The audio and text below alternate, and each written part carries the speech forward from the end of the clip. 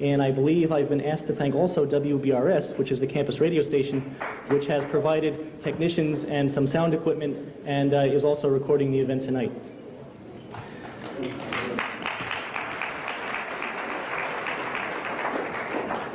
Before I introduce our debaters and tell you a little bit more about the format of tonight's program, I'd like to say a few words myself about what's going to happen and why we're going to be running it the way we are. First of all, I really want to emphasize, and this is coming from me and no one else, but nonetheless, I want to emphasize that this is not any kind of a sporting event. We are not coming here to cheer for our team or boo the other team. We're not coming here to see a championship bout or anything like that, no matter how strong our feelings may be against opinions certain people have, no matter how strong our opinions may be about our own positions. That's not what we're here for. What we're here for is something very different. We're here to hear a discussion by two thinkers of a number of issues which are critical and crucial to Judaism in Israel. And I think that we all consider, am I doing this or is this from somewhere else? Much better. In a sense, I think that the community here feels that a university is sort of a sacred place because it's a place where all points of view can be heard, no matter how controversial, no matter how much they may be disagreed with by the majority, whatever. And I think that I can speak for certainly the majority of the people here, and certainly the community as a community when I say that interrupting and heckling is very inconsistent with the rights of everyone to be heard. And I think I can speak for, if not all of us, almost all of us, when I say that that kind of behavior is not welcome and is not wanted.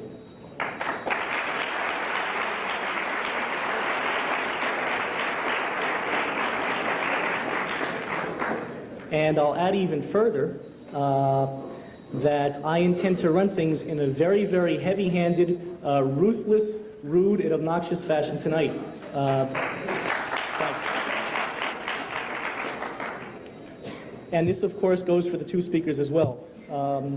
I will absolutely insist that no one, absolutely no one, interrupt anyone when they are speaking tonight. And if that happens, we have plenty of security people here, and I will feel very free to ask people to leave, or I will ask security to have people removed. It's not fair to everyone who has come here and is going to be spending a lot of time, and I think it's important that the two speakers get as much time as possible to say what they have to say. It was me. Okay, I'd like to take a few minutes to describe the format. First of all, we will be starting with two opening statements. Rabbi Kahane will go first, followed by Rabbi Axelrod, after which there will be an open session for questions and answers from the audience. Now we have a mic set up in the middle of the floor right there. We ask that you not line up behind the mic. Rather, I'd like people to raise their hands and I will pick people to ask questions. It sounds like a funny setup, but we have our reasons for it. Now, a lot of people are here tonight. I see the place is absolutely full, and I know there are going to be a lot of people who are going to have questions for either speaker. Because of that, we are really going to have to insist that people make their questions very, very brief, to the point, and in the form of direct questions to one or the other or both speakers. If people get up and read manifestos, we all love manifestos, but I'm going to have to say, please don't do it, because there's just no time for it, and it's not fair to everybody else. Okay, I guess that about covers everything. By the way, I feel at this point that that it's appropriate for us to thank also the administration of Brandeis University. In fact, not every university would allow an event like this to occur, and I think it says a great deal for those in the Brandeis administration who are involved that this event is happening tonight.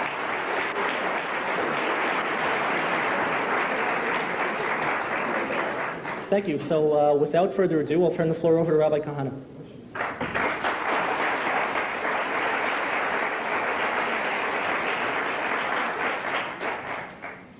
Thank you.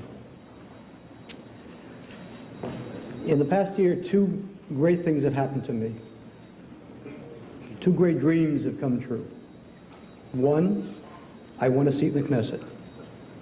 The second thing has happened tonight. I'm debating Rabbi Axelrod. been a long time, and I think it will be an evening in which we'll hear two sides. Two sides. And you can hear those sides and think about them carefully and decide for yourselves, because no one has the right to bar any Jew from speaking.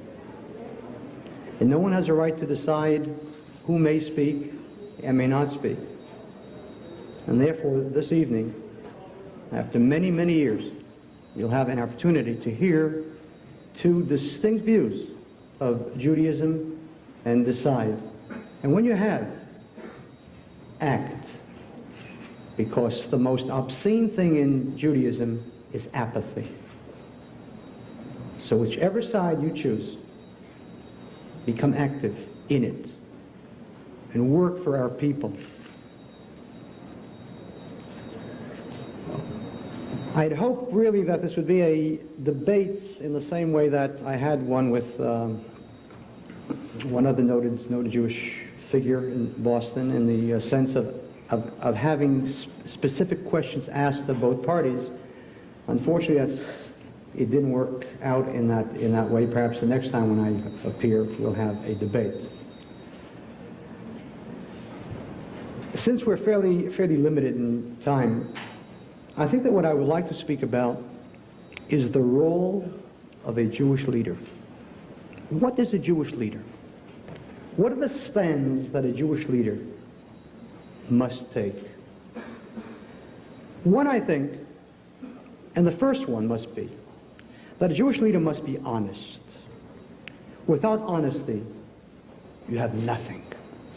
Without honesty, you have fraud and hypocrisy, and you can never build on that. And therefore I would hope that in terms of honesty, when anyone will quote from a Jewish source, and when anyone will come and bring a Jewish source to his defense, that the honest question asked must be, do you believe that that source is divine? Because if it's not divine, then why are you bringing it? What makes that source right then? I'm going further, and I'm saying honesty for a Jewish leader who speaks about Judaism compels that leader to speak about a Judaism which God gave. Otherwise, who cares about it? Otherwise, it has no greater bearing upon proof of truth than any other wise or wisdom written by wise men and wise women. So when someone hands out a flyer, the Torah says, what does that mean? If it was written by wise people and wasn't from God, who cares what the Torah says? So in this debate, when two Jewish leaders will quote from Torah sources, from Judaism, honesty compels you to think and ask, do you really believe that that's God's view? Did he give it? If he didn't, it's a non sequitur. Then quote Plato. It's just as good as Judaism. Or quote Jesus, who was also human. Honesty.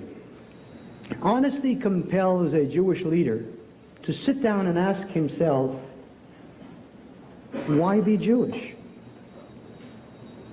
A person who believes in universal values, in all human beings being equal, a person who believes in that and then says, I'm a Jew, will automatically set up barriers between Jews and non-Jews. The moment you say, I am something, anyone else who is not that thing is outside of there. Why set up barriers? Why not simply be human? Let us be human beings. Stop this nonsense about being Jewish or Catholic or Buddhist. There are wonderful human beings who are Buddhists, and Muslims and Christians. Why be Jewish? Unless you believe that the Jewish people stood at Sinai, that it really happened, it isn't some story. That there's a real God, not the God who is the spirit within man, like indigestion. But there is a transcendental being who made us and who appeared at Sinai before a Jewish people and gave us the one thing no one else has. What is the one thing that no one else has? Is our blood different from that of Gentiles? Of course not. Is our skin different? Of course not. Are we smarter than Gentiles? I want to break this news to you just very, very gently. There are some smart Gentiles. That's not what makes us different. The only thing that we have that no one else has, the only thing that gives us a reason for being different, for stating I'm a Jew and not a non-Jew, is Torah, is divine law. And if it's not divine, well, then our book is as good as theirs. Honesty. Honesty. If someone cannot say that being Jewish is special because we have the truth, what reason can we give to our children not to marry someone who's not Jewish? What reason can a Jewish leader who doesn't believe that this is divine, oh, he may play games with it. Yes, it was a revelation, not really a revelation, but it was a kind of a revelation. What reason can he give to a Jewish student who comes and says, Rabbi, I've met this really good-looking girl, and she's really, really smart, and she's nice, and she's not Jewish. And you don't have to be Jewish to be nice. There are a lot of nice non-Jewish girls around. And boys. Rabbi, tell me why I shouldn't marry someone who's nice and clever and pretty just because she's not Jewish. Honesty, honesty.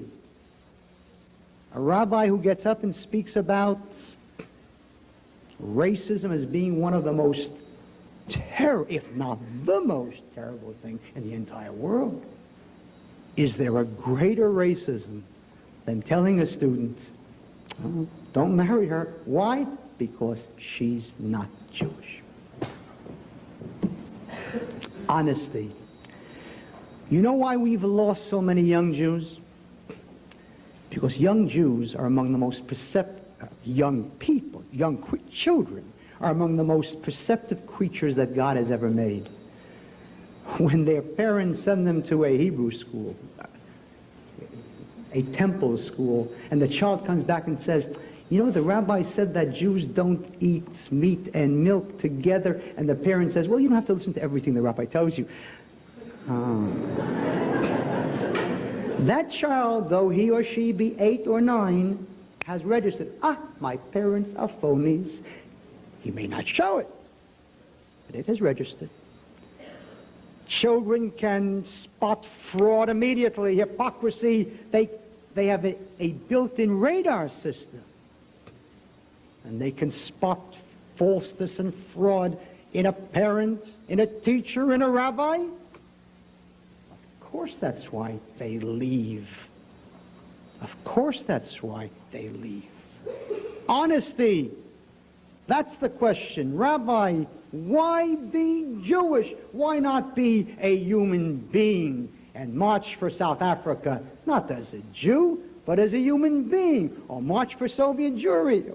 That, of course, may be a little bit tribalistic, but let's march for South Africa, okay. Honesty. Without that, there's no Jewish leader. Without that, there's no Jew. The second aspect of a Jewish leader, assimilation. If ever there was a red line, a bottom line in the Jewish people, if ever there was a thing which, though the Jew violated the Sabbath and did not eat kosher and violated everything, there was always a bottom line: intermarriage. That's the bottom line. No, not that. And I remember when in 1946, Henry Morgenthau, the Secretary of the Treasury under Roosevelt, became head of the UJA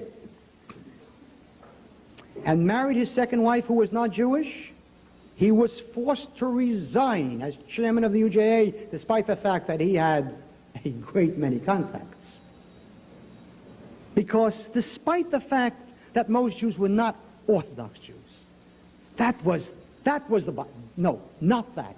Anything but that. Whoever heard of a rabbi marrying a Jew and a Gentile? Whoever heard of such a thing?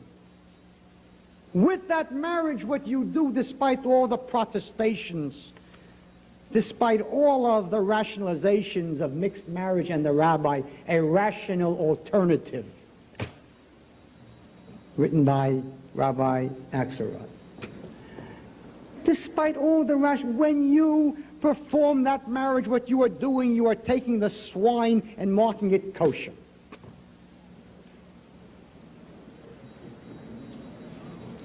Whereas if every rabbi would stand firm, and on this issue, it makes no difference whether you're Orthodox, Conservative, Reform, or gay. The fact is, if every rabbi would stand firm and say, no, that's the bottom line, that would get a message through to young Jews. Well, if everybody is so much opposed to it, then that's got to be something that maybe I shouldn't do. When you perform the marriage, what you've done is you've stamped the hechsher on it. It is kosher. My God, if the grandparents of the rabbis that perform these marriages would get out of their grave today and see what their grandchildren are doing, they'd go back to the grave. We destroy our children by not telling them no, no. There is something that far transcends your particular personal need of love. There is a Jewish people, and you're part of that people. And how dare you break that link of 4,000 years, that this chain of 4,000 years. How dare you? You aren't an island unto oneself. You're part of a Jewish people. You have an obligation. And I would never... How dare you come to me and ask me to become part of this national suicide? You want to marry her, marry her. But no. Live with guilt. You broke the chain. You broke it. That's a Jewish leader. That's a rabbi. The tragedy of so many rabbis who, because of pressure from wealthy congregants and trustees whose children want to intermarry, give in to that pressure and then rationalize their reasons for so doing.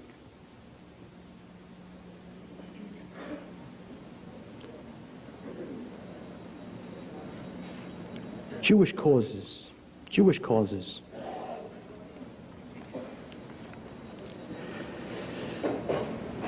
We are now in the midst of this debate over Bitburg and the Holocaust. How Jews love to attack Goyim. On the Holocaust. Oh, they love it. Let's get Reagan. Of course what Reagan did is an obscenity. This muddle-headed empty vessel.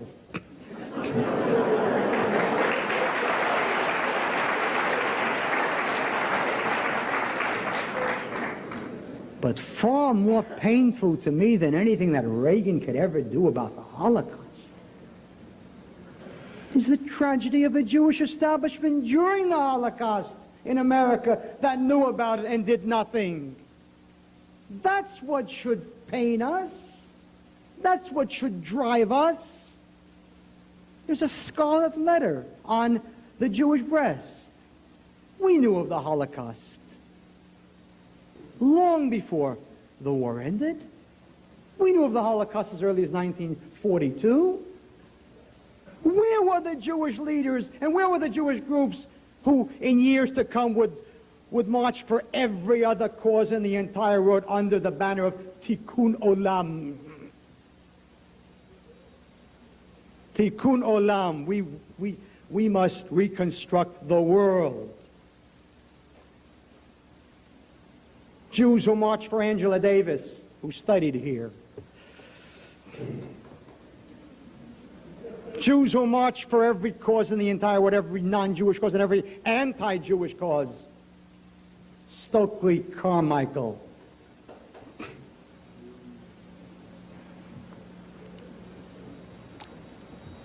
I spoke here in Brookline a few months ago. Every Jewish leader in Boston came out to picket me, including Rabbi Axelrod. Farrakhan spoke here. Good. Let's wait for the punchline.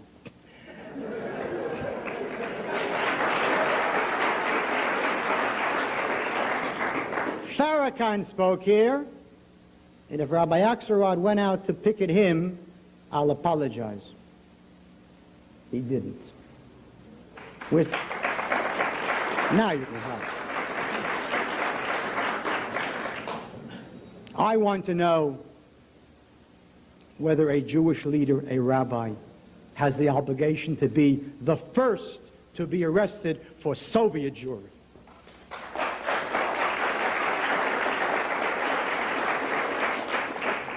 I want to know why when two of your students were arrested, Soviet Jewry, these are the heroes. These are the heroes of the campus.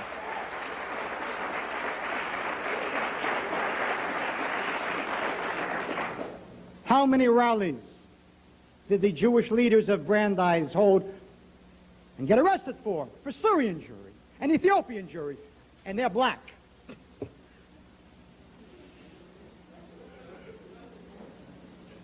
I want to know why it is more important for a Jewish leader to get arrested for South Africa than for a Jewish cause.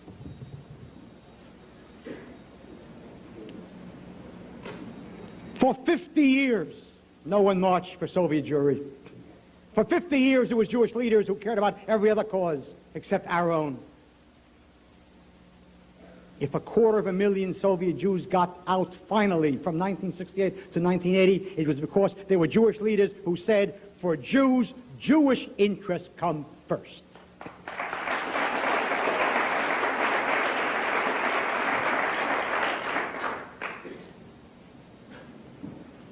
I don't want to get into South Africa. It's a racist regime. It's abhorrent. It's a terrible one. But what do you think will take its place when Rhodesia went under another racist regime and it became Zimbabwe, and the black government 3 months ago voted in the UN to expel Israel, as did Nicaragua? I have an obligation to march for people who want justice when I know that when they have power that they'll try to do away with my Jewish state? What, am I insane? You want justice? Fine. You want justice? You had better give justice. If not, march by yourselves. In the 1950s, when Algeria was fighting for its freedom, not the slightest doubt, the French were imperialists and colonial, not the slightest doubt. The Arabs there were absolutely right. They wanted freedom and they had an absolute right to their freedom. Should I have marched for them? Should I have marched for them so that when they got their freedom they would turn and demand that Israel be wiped out? When a Jewish leader marches, he first has to march not with his feet, but with his head. For whom am I marching? Who are my people? What am I marching with? I'm waiting for the day that the Hillel director at Brandeis will be seen marching off to jail in Boston for a Jewish cause.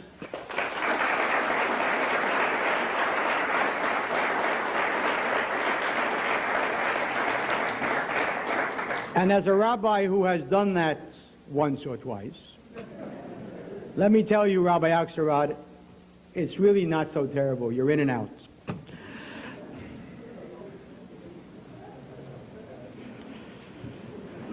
What else does a Jewish leader call for? A Jewish leader calls for the recognition that the state of Israel is the center of the Jewish people, and that it is the obligation of the Jewish people to live in the land of Israel.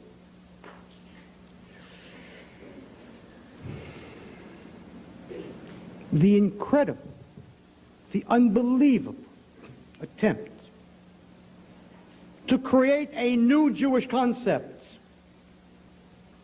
equal coexistence with the diaspora, which is such a mealy-mouthed word. The galut, exile, that's the word that once was used until the B'nai B'rith jumped on it and changed it. The galut, chutz la'aretz, outside of the land, is the term used in the Talmud. And Eretz Yisrael, the land of Israel. This last Passover, you celebrated the Seder. I'm not talking about the Freedom Seder. The real Seder. God didn't give Passover for Gentiles. Indeed, you know, Rabbi Axelrod certainly knows, that a Gentile who attempted to bring the Paschal Lamb was killed. Not a very nice Torah. What can one do? We're in the hands of the extremist rabbis. Now,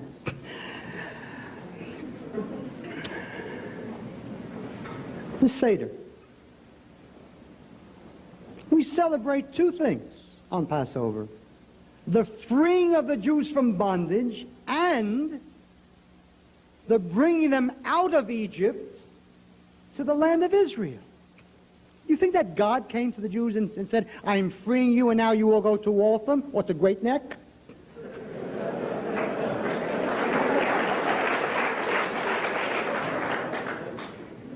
I shall bring you out of the land of Egypt to the land of Canaan, a land flowing with milk and honey. There's a purpose to create a special Jewish people in a special Jewish state, because if we live as a minority among the Gentiles, the majority non-Jewish culture will influence us and change us, so that we end up with rabbis such as we have. Judaism is not a religion that calls for the admixture of Jews and Gentiles. Every Motzei Shabbat, the Jew raises his cup of wine in the ceremony of Havdalah. Do you know what that word means? Havdalah? Enough people. The Jews of the Soviet Union don't have the students at Columbia and Cornell to take over Hamilton Hall. The only ones that the Jews have are those few handful of Jews who care. People want to march against nukes? Let them march against nukes. There will be enough to march against nukes. But there aren't enough to march for Jews. And that creature who just yelled won't march for Jews. For Jews, Jewish interests come first. For years in this city of Boston,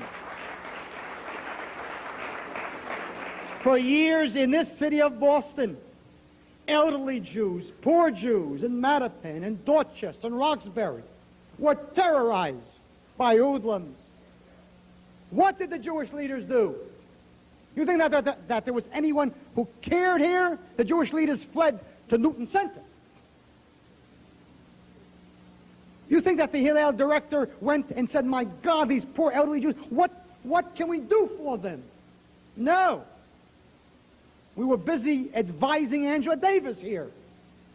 When Alma Lewis, under the threat of burning down a yeshiva building unless she was given it for $1, did anyone here protest? Did anyone care?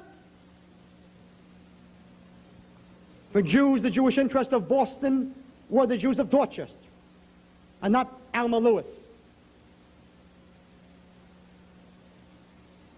For the Jews of Brooklyn, for the Jews of Great Neck, their problem was the Jews of Brooklyn who didn't have the money to move to Great Neck, but who were stuck in Brownsville, East New York, and the South Bronx. And believe me, that's no pleasure. Elderly people, frightened people, terrified people. It was the JDL that went in for them, and in return, we were called hoodlums and fascists by people who never gave a damn for them.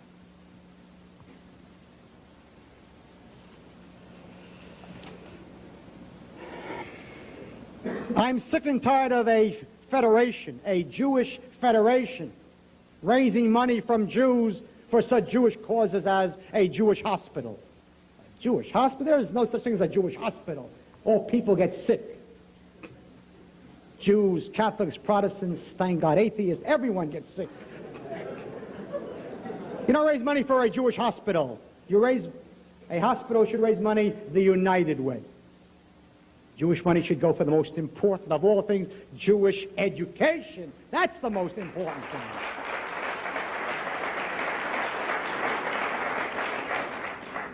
And if that's tribalism, long may tribalism live, because that's the only way that the Jewish people will survive.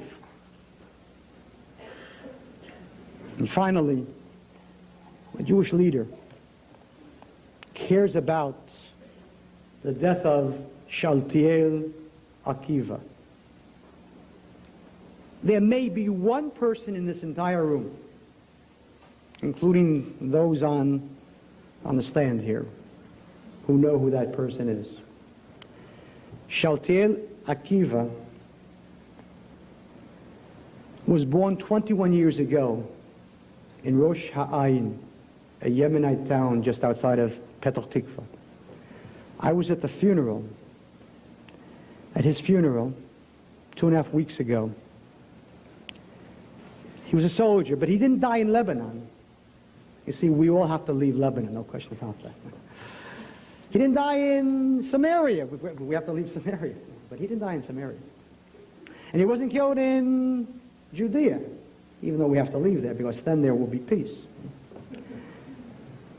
Shaltiel Akiv was killed by Israeli Arabs, our Arabs, good Arabs, good Arabs. As he stood 5 kilometers away from his town hitching a ride, he was picked up by Arabs, Israeli Arabs, and murdered. You heard of his name? No? Well, maybe one did. Was there anything mentioned here? Did the advocate carry it? I don't know, perhaps so. Maybe it does advocate certain Jewish things.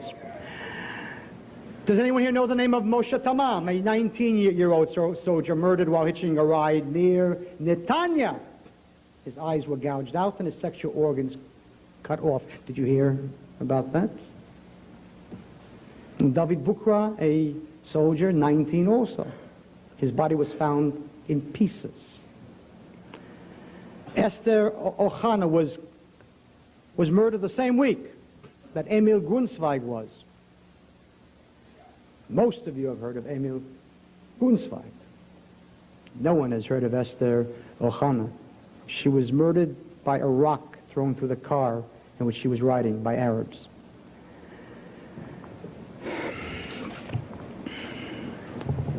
I don't hate Arabs. I love Jews. And I have no intention of sitting by my brother's blood. And in this week's portion, you'll also read, Lo tamod al dam re'echa, thou shalt not stand by thy brother's blood. And all those people who speak about ethics and morality, and we have to live in peace with the Arabs. I would love to live in peace with the Arabs. I would love them to live in their country, and I in my country, in peace.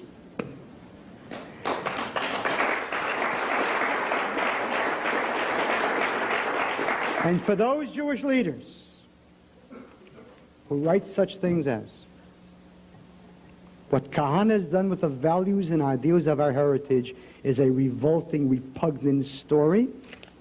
All right? A revolting, repugnant story. Tell it to the Jews of Rosh Hashanah.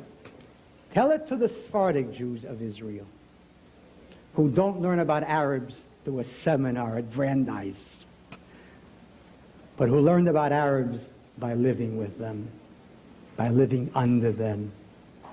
Tell it to the Sephardic Jews of Rosh Hashanah and Chatzor and Kiryat Shmona. Tell it to them. They know what it means to live under Arabs with coexistence. And they never again, never and never again do they want to. That's why my support comes from them and not from college professors. And in the next election, there will be mass suicide among the Jewish leaders of this country when they see how many votes I get. I want to finish by speaking to you as a rabbi, a real rabbi, one who believes that God gave us a Torah, a divine Torah, that the words there were written by God.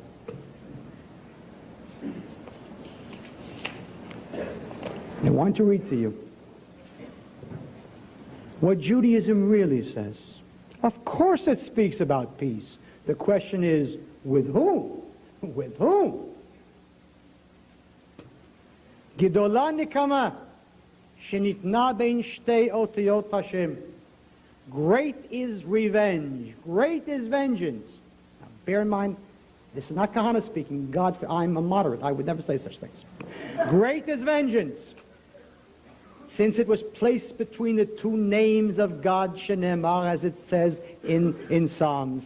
Kel nikamot Hashem, the Lord is a God of vengeance. That's from the Talmud in Brachot 32, and those who put out that flyer can now write that down too as notes. In speaking about Pinchas, the famous Pinchas, the Kohen, who murdered a Jewish man and a Gentile woman for having sex together. God forbid that I should ever think of such a thing. It says, what he did was, Vayechaper al b'nei Yisrael. He atoned for the children of Israel. And the rabbis ask, V'chi korban, did he then sacrifice a sacrifice that it says atoned? One atones by bringing a sacrifice. What did he do? Ela elametcha, but to teach you. Shekol hashofech damam shel rishayim ki'ilu hikriv korban. One who sheds the blood of the wicked, it is as if he brought a sacrifice. For tanchum, for all of those who are upset at the things that I say and who worry about the Arabs, concerning you, that the rabbis tell us, Kol hamrachem al harzar, sofo liot arzar al harachman. One who has mercy on the cruel will someday be cruel unto the merciful.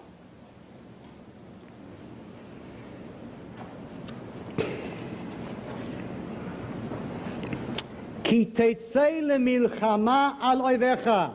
When you go out to war against your enemies, the Torah recognizes a war.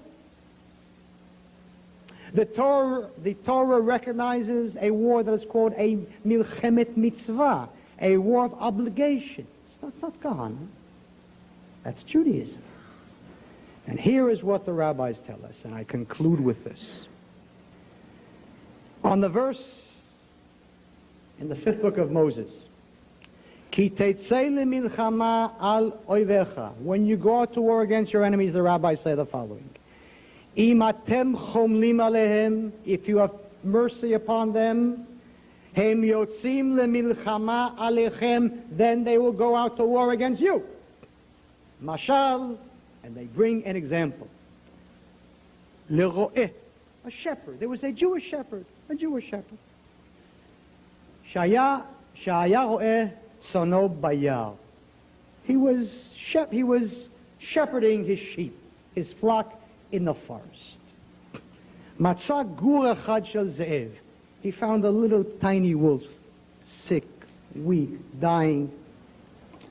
Chamal alav. He had pity on it. What doesn't a Jew do? He has pity on every wolf. He had pity on it. Vaya meniko ben ha'izim. So he nursed it with the goats. He gave it milk. He gave it milk. Ba'al melachto, his employer came and said to him, Ma ta oseh? What are you doing? Kill him, he said. Arogoto, kill him. Shelo yiyeh takala latzon. Otherwise he will cause tragedy to the sheep. Lo shama. He didn't listen to him because he was a humanist Jew. He was a humanist after this poor wolf. Poor Arafat, poor wolf. Kivan shegadal, when the wolf grew up, Akeves, he saw a sheep, Hogo, he killed it. Gidi, a little a goat, Ochlo, and ate it up. Amarlo, his employer said to him, Lo amarti lecha, didn't I tell you? Lo, Chachos alav, don't have pity on him. Kach amar le Moshe, so did Moses say in the Torah, Bamidbar, the fourth book of Moses. Imatem chasim alehem, vaya asher totiru mehem, those that you will leave in the land out of pity, the sikim, they will be as thorns beinechem, in your eyes. Vitzaru etchem al haaretz, and they will persecute you in the land. Asher atem yoshvim ba. The halacha decrees. It's in the Talmud. It's in the Rambam. Maimonides, who is quoted here in this particular thing, Maimonides is quoted. He is quoted as saying that one must feed and clothe the poor Gentiles for the sake of peace. Yes, he says that. Now listen to what else he says. You can take notes so you can have a complete Torah. The Rambam says in the Law of Kings, he speaks about the question of a Gentile who lives in the land of Israel. What is his status? And he declares that the status is that if the Gentile wishes to live in Israel, he must accept two things: misim v'avdut, taxation and servitude. Now that's a sifri in the Talmud. Now the Rambam comes and he defines what is servitude. I am reading this to you word for word. Word for word. V'avdut sheyikablu, and the servitude that they will take on themselves, who is sheyu nivzim, that they shall be humiliated, ushfelim, and low, limata, below. Below yarimu rosh klal b'Yisrael, and they shall not raise their head up in Israel. Ela yukvushim tachat yadam, they shall be conquered under them. V'lo yitmanu al Yisrael, and they shall never be appointed over Israel, l'shum davar sheba'olam, to any kind of a position ever. If you want to argue with me Judaism, I'll be overjoyed. But honesty should compel the person who is doing so to ask himself, am I as much a Talmid Chacham, a scholar, as the other guy? If you want to argue with me about ethics and not Judaism, that's more honest then. Then don't bring in Judaism. And talk about ethics. And then ask yourself, what kind of an ethical state is the state of Israel now, which has a law of return that applies to Jews only and not to Arabs? What kind of a state is that? How many Arabs do you think love the state of Israel? Coexistence with a state that declares itself the Jewish state? If you were an Arab, would you be happy with that state? How many Arabs do you think get up and sing the Hatikva, their national anthem, happily, with the words, Nefesh Yehudi Homiya, the soul of a Jew yearns? They just break down in tears over that. On Yom Ha'atzmaut, last week, Independence Day, how many Arabs rushed out into the streets in merriment to celebrate their defeat? I don't hate Arabs, but I know that if the Arabs stay inside Israel, in 10 years we'll have a Northern Ireland, and in 20 years there'll be a majority. Is that what you want, a majority of Arabs? There is a problem. There is a contradiction between Western democracy and Judaism and Zionism. Zionism called for a Jewish state.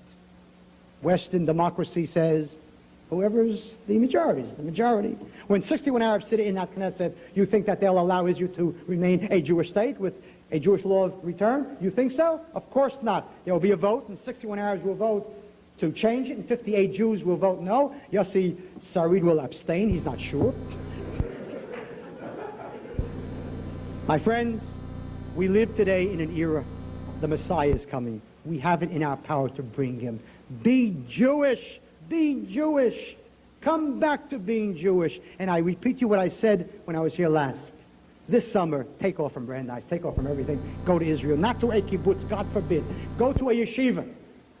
Go to a yeshiva and learn what being Jewish really is.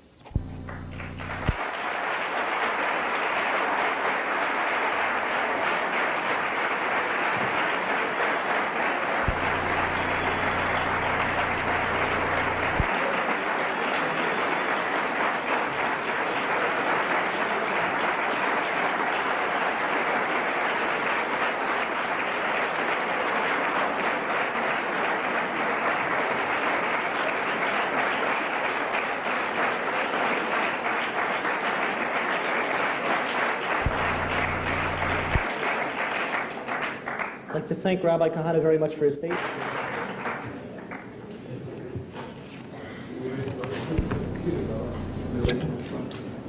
Help. Thanks. No problem. How do you feel about that now?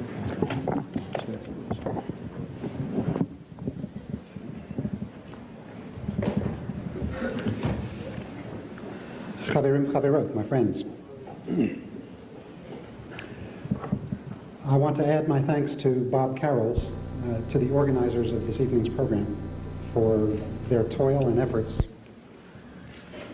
in making it to be. I want to also thank Bob Carroll for agreeing to moderate tonight's program. And I want to thank the university and its various constituencies for hosting the program. This is truly a debate, whether my colleague calls it that or not. It's a debate in the generic sense, if not in the technical sense. We are arguing, and you'll see for yourself in a short while how very different our points of view are. If that's not a debate, I'm not sure what is. So let's proceed with the debate. A press release that went out within the last couple of days describes me as a left-wing rabbi. We're in my preface now, by the way. So as a left-wing rabbi, I want to wish you all a happy May Day. Today is May 1st.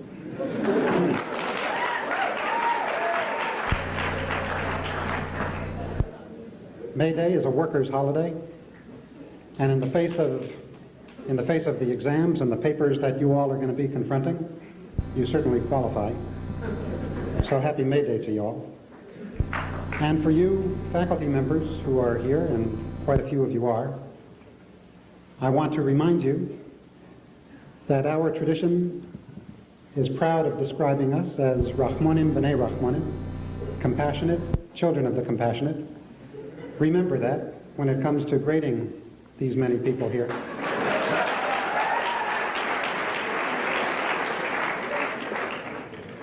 Not to give them charity, we don't really have such a concept in our tradition, but we do have compassion. Lots and lots and lots of compassion.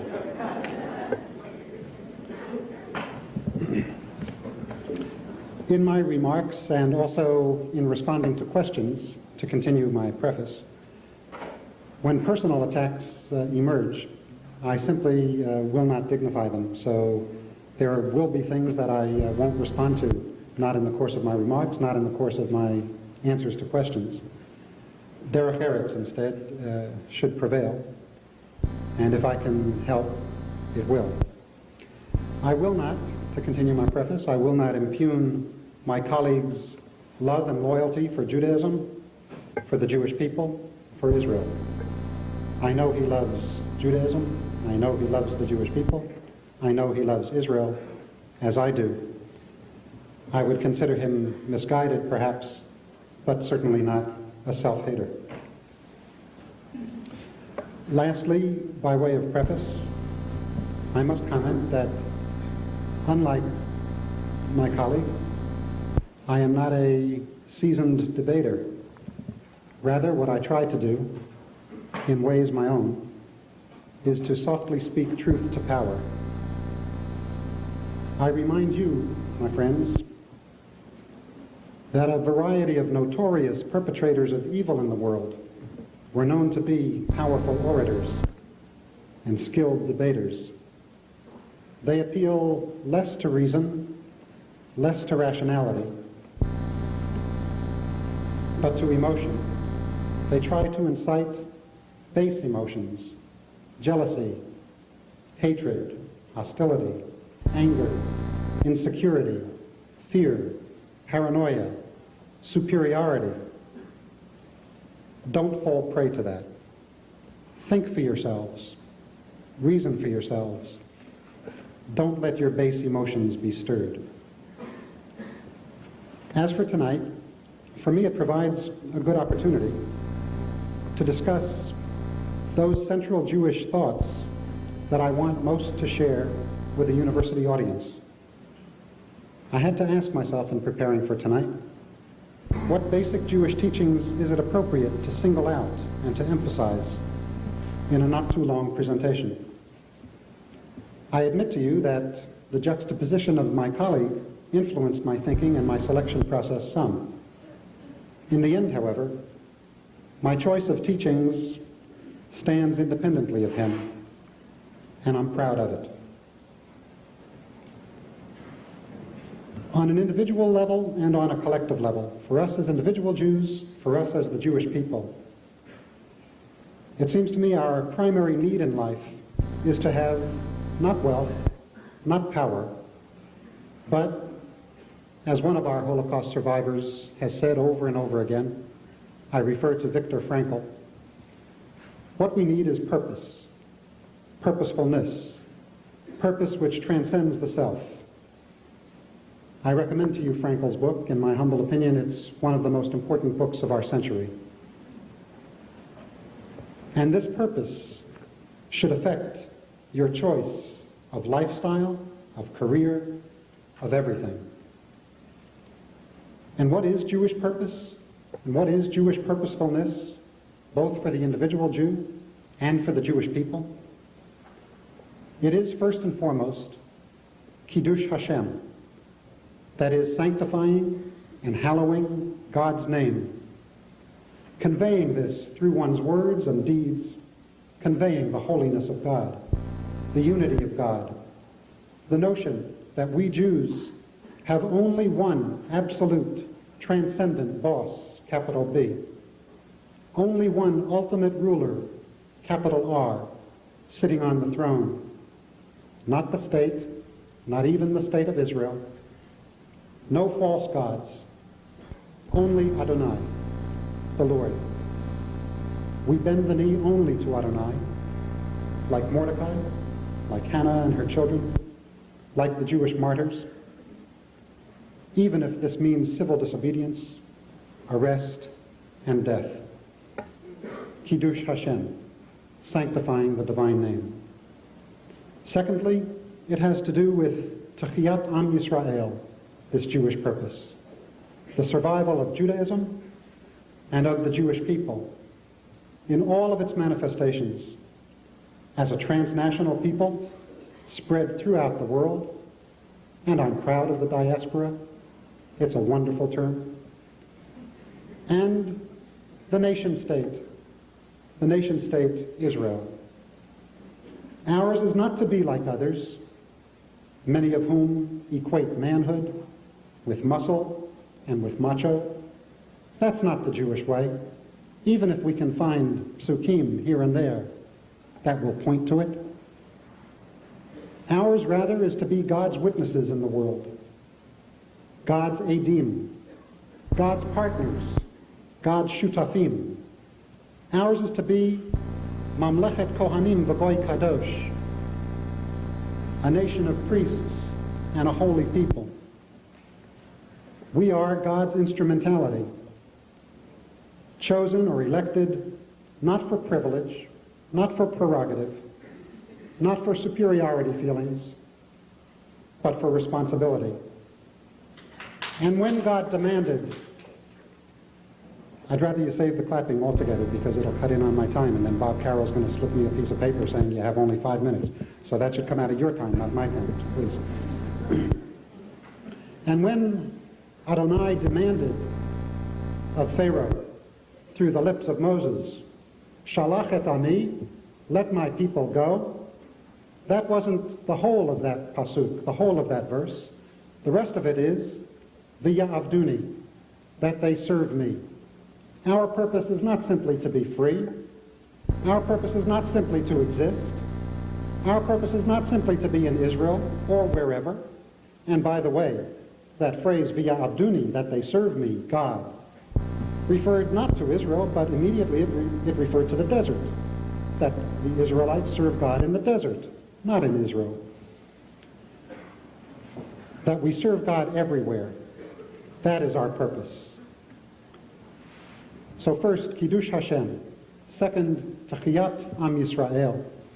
And third, an occasionally maligned term that is really a very sacred term, and that is Tikkun Olam, repairing and bettering the world, striving and struggling through means of justice and righteousness and peace and love, in partnership with God, as God's shutafim, to build a just and peaceful and harmonious order, paving the way for Mashiach Zeit, for Yemot HaMashiach, for the Messianic Day, which we may never witness in our lifetimes, but which we nonetheless must help inch closer, however imperceptibly. Now these purposes and responsibilities, they're to be carried out by each of us individually and as a people. As individuals, we must each decide how and where. Each of us must decide that privately. How and where. The how, I would suggest, ought to have to do with Jewish learning. And there are some very good yeshivot that I would recommend to you, but not indiscriminately. They're not all good. And if someone tells you to go to a yeshiva, be careful. Don't just go to any yeshiva. Choose a real good yeshiva and ask some very hard questions before you enroll in just any yeshiva. And yeshivot are not the only places. There are lots of others, including, by the way, Brandeis University. So Jewish learning, and Jewish practice and observance and celebration, and Jewish activism. And as for the where, it doesn't really matter whether it's in Israel or in the diaspora. The Jewish people, after all, may once upon a time have conceived of ourselves as a circle with one center, but Jewish tradition is not and was never meant to be frozen once and for all time. And I think it's a mistake for us to view ourselves that way today. And has been a mistake for us to view ourselves that way for many a year now. Rather than view ourselves as a circle with one center, if we must resort to the mathematical idiom, and that's not exactly my field, as those of you who know me know well. We are perhaps more of an ellipse, with numerous foci, with many centers, all of them co-equal. Israel and the diaspora are indeed co-equal fronts in the struggle for Jewish continuity and Jewish survival. And so I urge you, be at home and affix your mezuzah in either of the fronts, wherever your soul and wherever your spirit are most fulfilled. But wherever that is, be a Jew. Kiddush Hashem, Tchiyat Yisrael, and Tikkun Olam. Be a Jew in what is, whatever for you, a serious and a maximalist way. And don't let anybody legislate that for you. Come to terms yourself with it. Decide for yourselves what that means. Decide for yourselves how to be a Jew, where to be a Jew. You can be at home anywhere. You can stand tall as a Jew anywhere. You can be a fulfilled Jew anywhere. If you elect to be a diasporist or to settle in Israel, just be what Samson Raphael Hirsch, one of our greatest leaders, called a Yisroel Mensch. Be a Yisroel Mensch.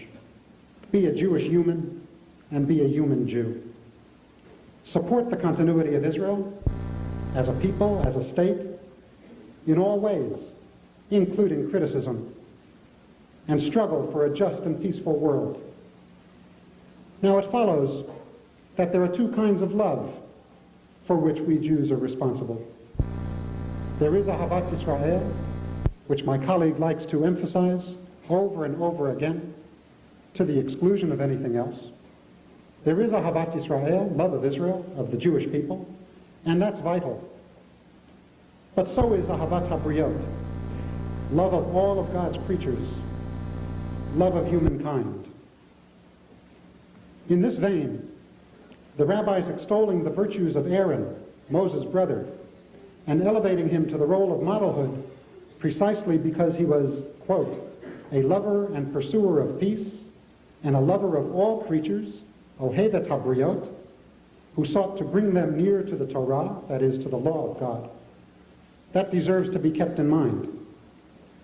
It is no accident, as we Jews have realized for centuries, that our Torah begins not with the first Hebrews, and not even with the first patriarchs and matriarchs, and not with the emergence of the Jewish people as a nation, but necessarily with universe, and with Adam, meaning earthling.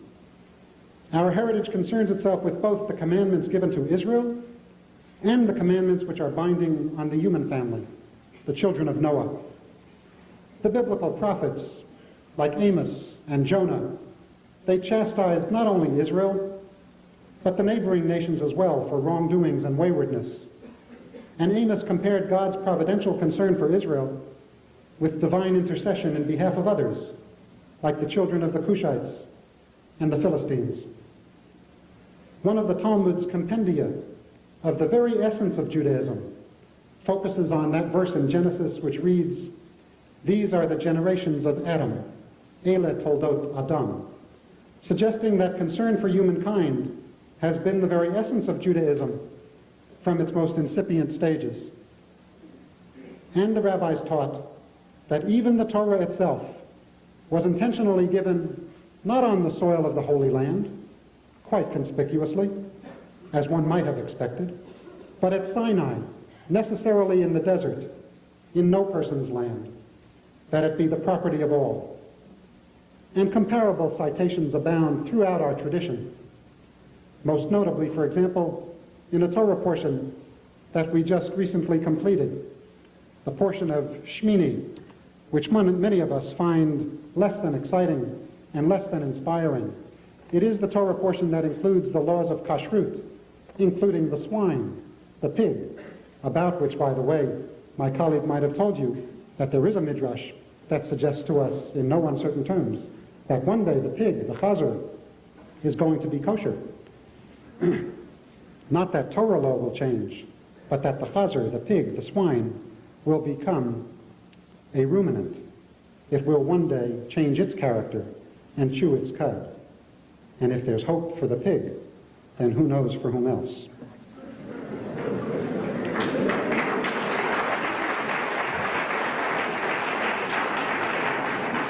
But I didn't mean to talk about the pig. What I did mean to talk about,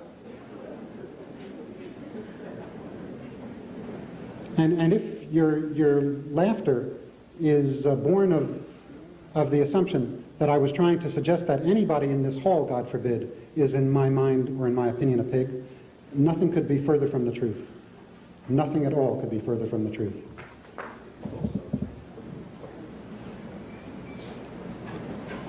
So instead of focusing on the pig, what I did want to focus on was the stork. The stork, it turns out, is one of the treif fowl. The stork is forbidden to us Jews. And in the Hebrew Bible, the stork is called, in the original, the chasidah. Now Rashi raises the question, following the Talmud in Chulin, Rashi raises the question, Lama nikra shema chasidah? Why is the stork called a chasidah? After all, a chasidah means a righteous one. And the answer provided by Rashi is, she'osa chasidot im chaveroteha b'mezonot. That the stork, or the chasidah, does kindnesses and is compassionate with others of her species and her friends with regard to food. That is, she provides food for the others of her species. Now Nachmanides, the Ramban, explains to us that birds, or fowl, are labeled unclean. See, Nachmanides raises the question, why are fowl declared treif? What makes a bird unclean? And Nachmanides' answer is that what makes a bird unclean is cruelty. Birds are unclean because of their cruelty. As Nachmanides said in the original, V'hinei ta'am isur ha'ofot mipnei achzariyut. Lo and behold, the reason that birds are forbidden to us is because of cruelty. And so, along comes the Kotzker Rebbe. Im kain, if so, sha'al Rebbe Mendele mikotsk, asked Rabbi Mendele of Kotsk, Lama hi nechshevet of tameh? Why then is the stork considered an unclean animal? After all, the stork deals kindly with others of her species. And the Kotzker's answer is, she'osa chesed im chaveroteha, v'rak im chaveroteha. That she deals kindly with the others of her species, but only with the others of her species. So much, I think, for the kind of particularism that we've heard tonight.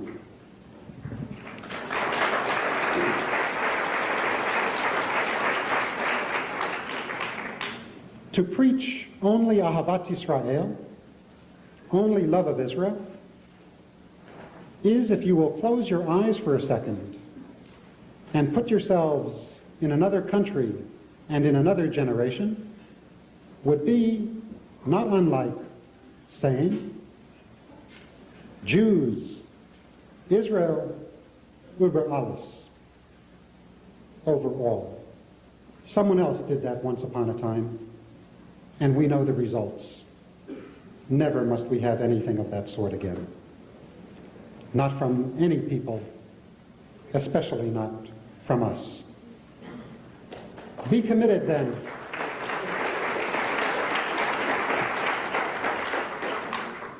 Be committed then to the causes of our people, and be committed to the causes of humankind.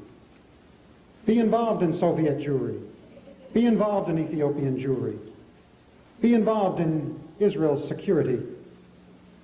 Be involved in nuclear disarmament and in the overthrow of apartheid and in resisting American imperialist aggression in Central America.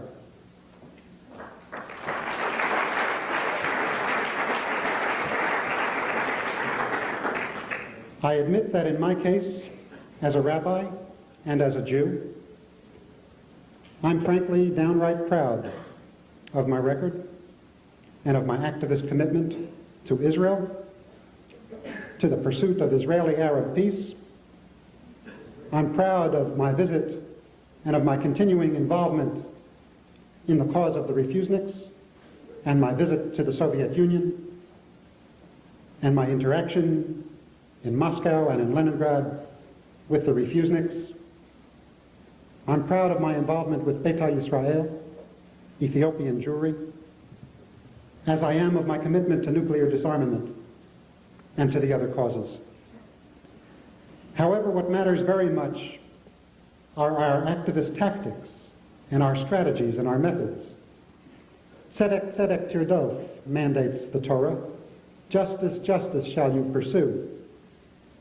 According to which the rabbis instruct us that justice is to be pursued not by violence and not by injustice and not by unrighteousness, but only by means of justice. Moreover, with regard to Soviet Jewry, for example, we know now very well, unless we choose to ignore facts, that violence and confrontationalism, they just don't work.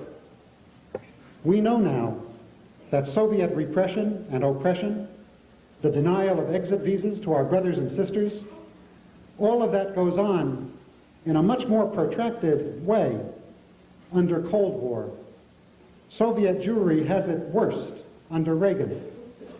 Soviet Jewry had it best under détente, with harmony and normalization, relatively speaking, in the winds throughout of all years, the Nixon years, and early in the Carter administration. Thus, I urge you to pursue Soviet Jewry liberation by striving for détente. Getting arrested may be wonderful for headlines, and it may be wonderful for one's sense of heroism, but it may not help Soviet Jewry today.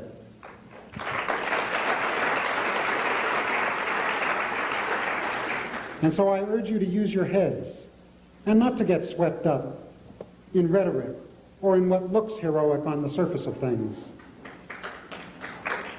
As it turns out, what just might help Soviet Jewry today, among other things, might be your pursuit of the nuclear freeze and of harmonization of the relations between the Soviet Union and the United States, aside from that being best for a troubled and threatened world. Let me shift gear now and talk about Israel's security and Israel's survival. Time, it seems to me, is against us. In time, the superpowers will impose a settlement on us, and it may not be a settlement that will favor us at all. In time, too, the Arabs will gain on us technologically. Not fast, but eventually. And continuing rounds of warfare between us, our people, and the Arab states and the Palestinian people, our cousins. Continuing rounds will be ever more costly, not in gelt, the money's not important, but in blood. And I care about Jewish blood, and I care about our cousins' blood as well. And what's perhaps most dangerous of all, eventually, we just may lose one of those rounds of war. And then what? No, we must be militarily prepared and strong. I would be the last person to argue for Israeli disarmament unilaterally. I would argue for Israeli disarmament after the Arab states have disarmed. But the road to security and the road to survival of our beloved Israel is not through strength and not through reliance on might.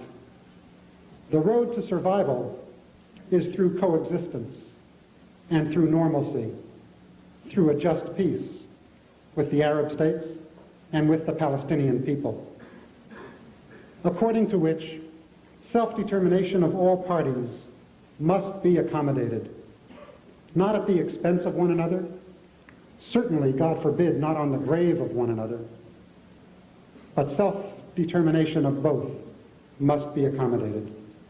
We now have a Jewish state. It may not be as large as some of us would like, and it may not be, according to what the Torah record has it, that God promised us. I think that in good time, God will take care of his or her promise. It doesn't have to be today, It doesn't have to be immediately.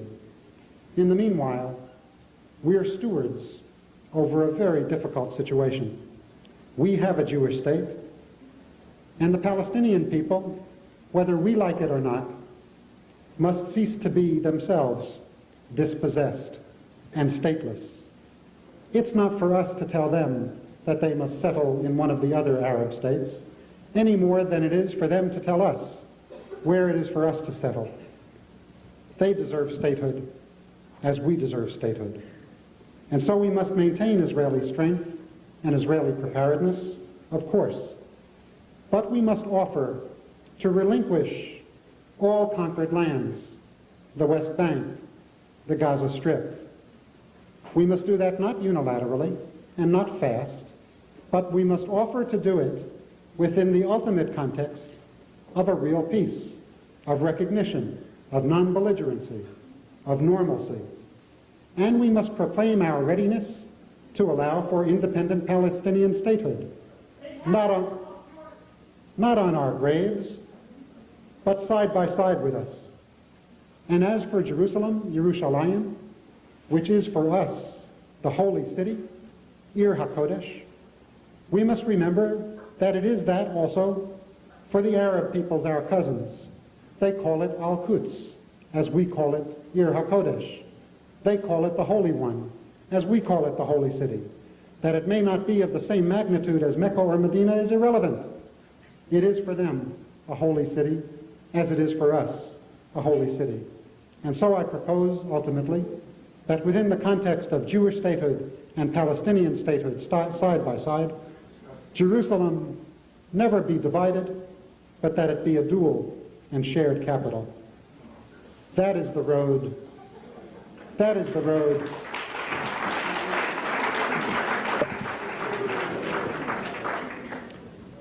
That is the road for peace.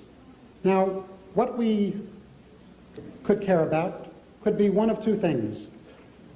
We either want territory, aggrandized, expanded territory, without peace, or we're prepared to relinquish territory and have peace. We can't have both. We must choose one or the other. And ultimately, God will find the divine way of fulfilling the divine promise. For now, we must pursue the road to peace, which is just in itself and which is the key to true security and true survival. Now, speaking of Israel, let me shift gear just slightly and discuss the subject of the maintenance of the Jewish nature of Israel, so very important to all of us. Of course it's really important that Israel remain a Jewish state.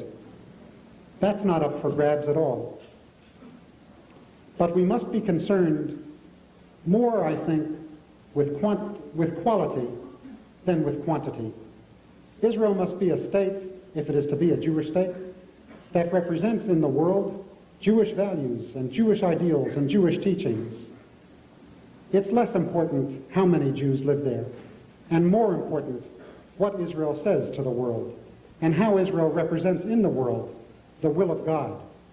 In what way is Israel a model state in the world? But let me speak also about quantity, about population. The only thing that I believe my colleague and I agree on 100% is that the Jewish birth rate deserves to be increased. He and I have done our share, I think, in equal terms. But I would urge all of you to take very seriously that command in the book of Genesis, be fruitful and multiply. Peru uravu. In Israel, as everywhere. But let's talk more also about Jewish quantity in Israel.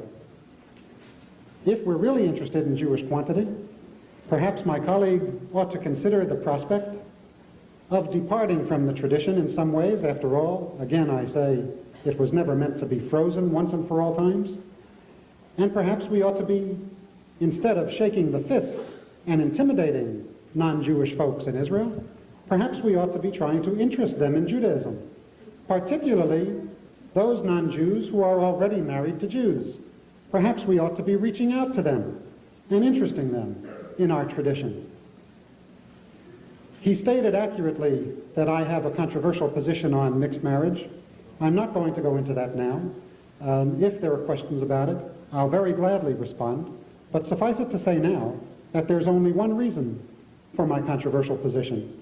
That is, for my taking the position that if it is lucidly clear to a rabbi that a Jewish family life is going to result, and that the children are going to be raised actively and exclusively as Jews, not in a smorgasbord of Judaism and some other tradition, then I believe that we rabbis, except for those of my colleagues who are Orthodox and who are therefore locked into a system that they can't budge from, that they're straitjacketed, but the rest of us, conservative, reform, reconstructionists alike, if we're interested in the survival of our people, we ought to be considering a selective approach to mixed marriage and performing mixed marriage ceremonies, not the normative Jewish ceremony, but creating an alternative ceremony which would be part one to the normative Jewish ceremony, when we have clear reason to believe that a Jewish household and Jewish children are going to result.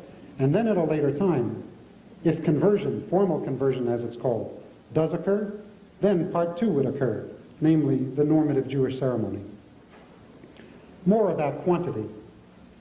We should of course consider from a quantitative approach relinquishing all of the conquered territory, the West Bank and the Gaza Strip, because certainly if we maintain it, the Arabs will outpopulate us, outnumber us in a relatively quick time.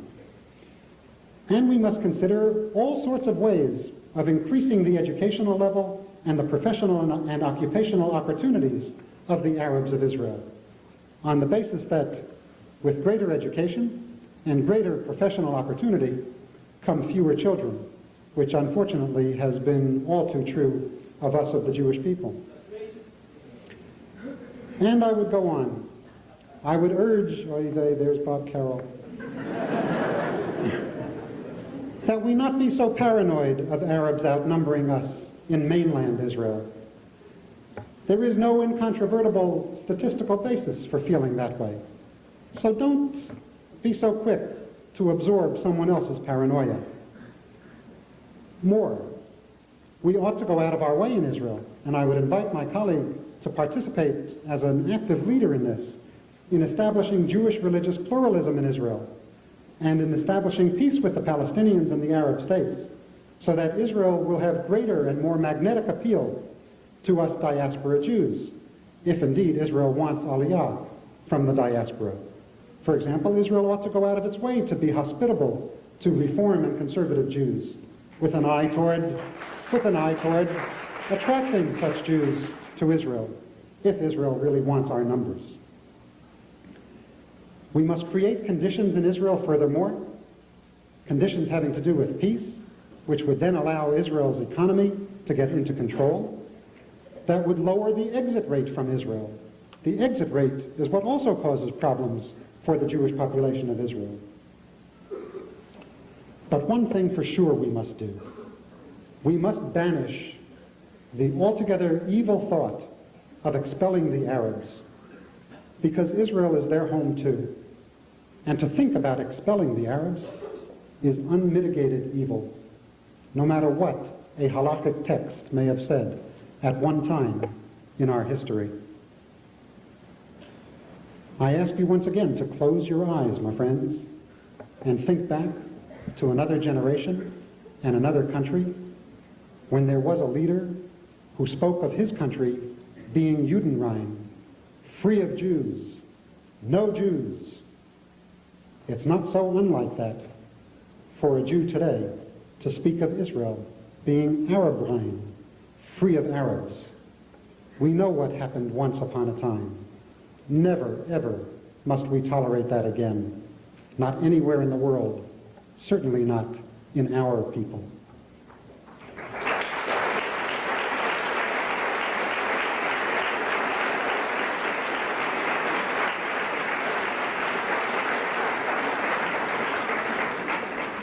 For the moment, the Arabs, not the Arabs of Israel, but the Arab states and the PLO, the Arabs are the enemy.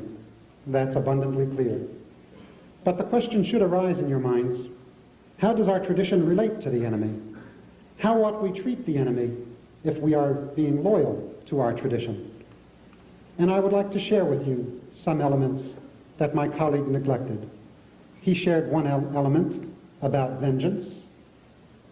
He neglected to tell you that it's also a mitzvah not to bear vengeance, lo tikom, the lo titor. But let me share with you some other selections about the enemy. The book of Proverbs, Sefer Mishlei in the Bible, teaches us, ma'aneh rach yashiv chema, a gentle answer, a soft response turns back anger. And the Talmud, echoed in the prayer book, and those of you who daven regularly will remember that at the end of the Amidah, in a silent little meditation there, we speak about those who curse at us and who are our enemies, and we say, V'lima kalalai, and as to those who cuss at me, nafshi tidom, may my nefesh, may my being be silent, be quiet. And that same book of Proverbs goes on to say, rejoice not when your enemy falls, and let not your heart exult when he stumbles, lest the Lord see it and be displeased. And the Talmud in Baba Metzia teaches us, if two claim your help and one is an enemy, help him first.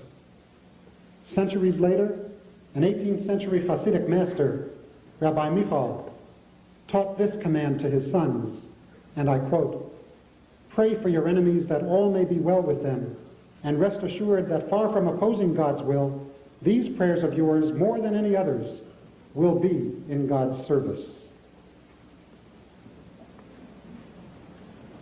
Relations with and treatment of the enemy aside, the major question to us is posed by that ancient text, Avot de Rabbi Natan, where the question is raised, Ezehu Gibor Shabagiborim, who is the mightiest among the mighty?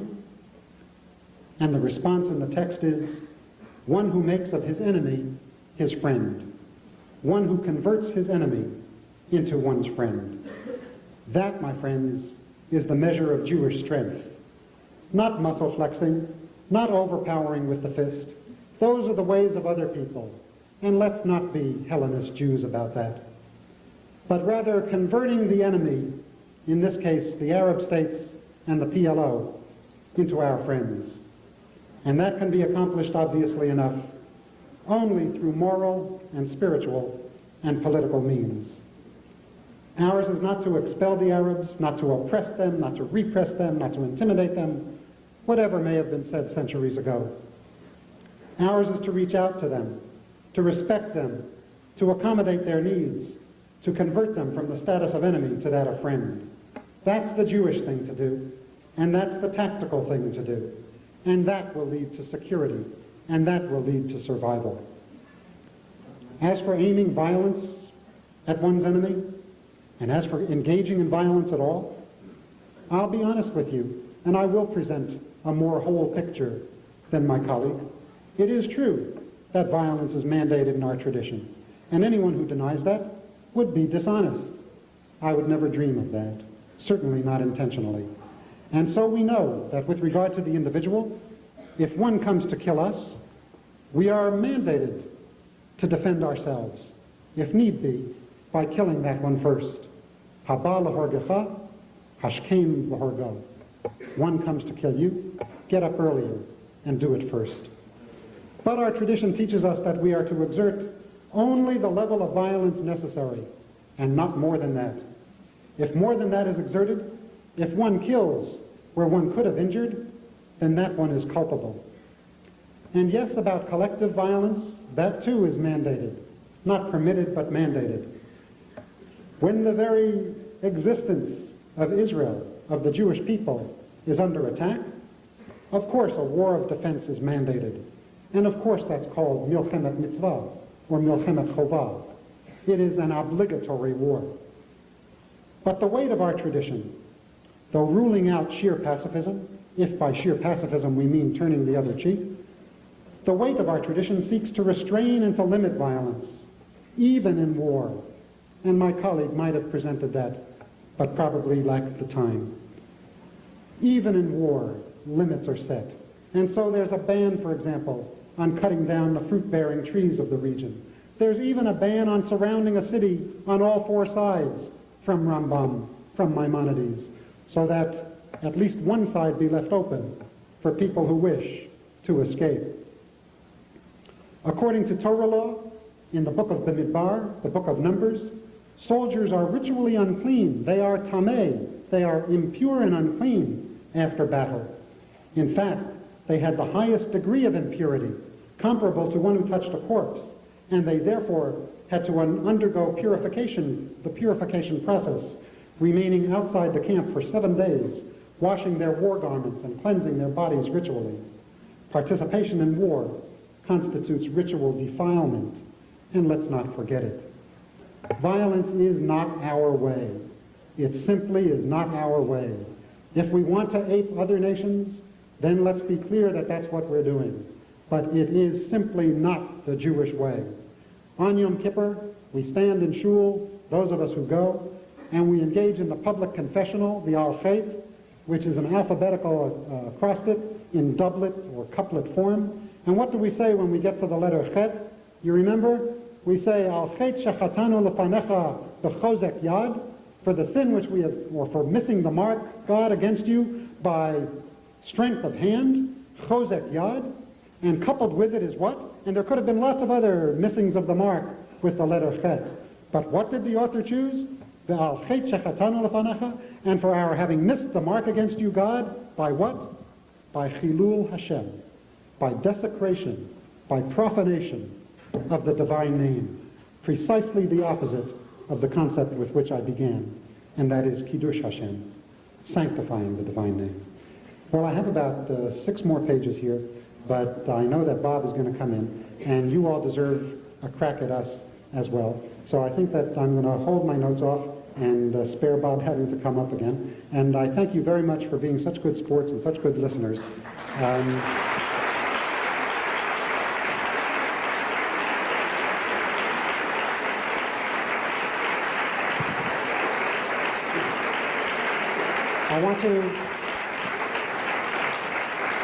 I want to remind you, as I sit down, not to relinquish your Jewish birthright. If you're going to pursue the way of the sword, the sayif, if you're going to pursue the way of the fist, if you're going to pursue the way of hatred and superiority, be clear, that's not our way. Be clear you're aping someone else's way. Instead, let me remind you, my chaverim and chaverot, that you are Rahmanim b'nei Rahmanim. You are the compassionate children of the compassionate. You are Rodfei Shalom. You stand under the mandate to pursue peace wherever you dwell and wherever your feet take you, anywhere in the world. Be true to the Torah. Be true to God's law, all of whose paths lead to peace. V'chol netivoteha, shalom. Love Israel, the Jewish people. Love all of God's creatures. Be Yisrael mentioned. Be human and humane Jews, and be Jewish humans. God bless you.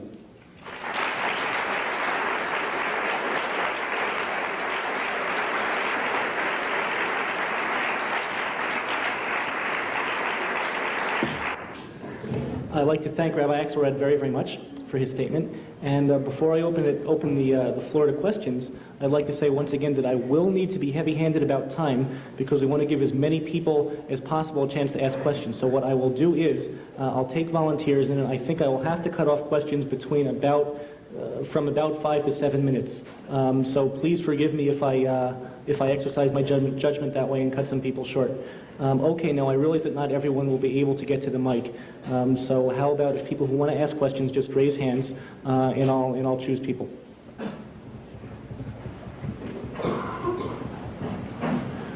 Of course, according to the format of the debate, you have the option of specifying your question for either Rabbi Axelrod, Rabbi Kahane, or both. Rabbi Axelrod, you spoke of the Exodus from Egypt, and you spoke of the Jews going forth not only to Israel but to the world. And you said that the diaspora is important, the galut is important, that we need to be everywhere. At the same time, you said something about Israel should make Aliyah attractive to not only Orthodox Jews, but to conservative Jews by encouraging conservative Judaism, Reform Judaism, Reconstructionism. Are you advocating Aliyah, or are you advocating Galut?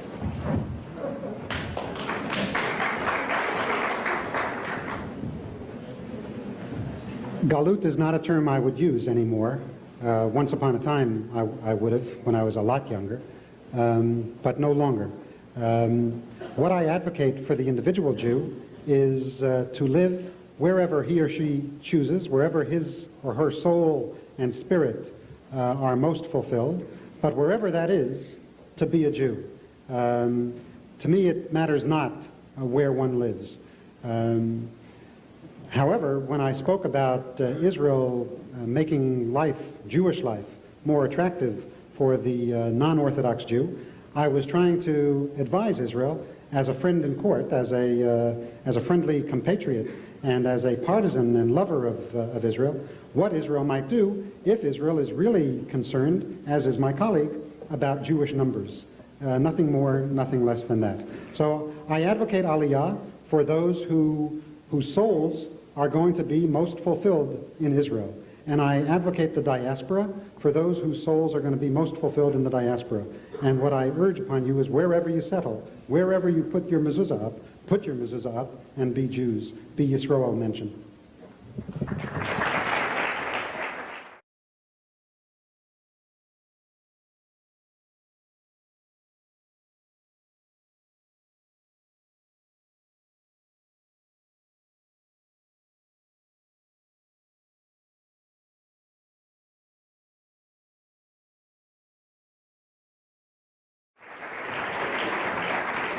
I'm not going to ask people which rabbi they're going to question first, of course, but I would like to try to get a mix of questions for Rabbi Axelrod and Rabbi Kahane.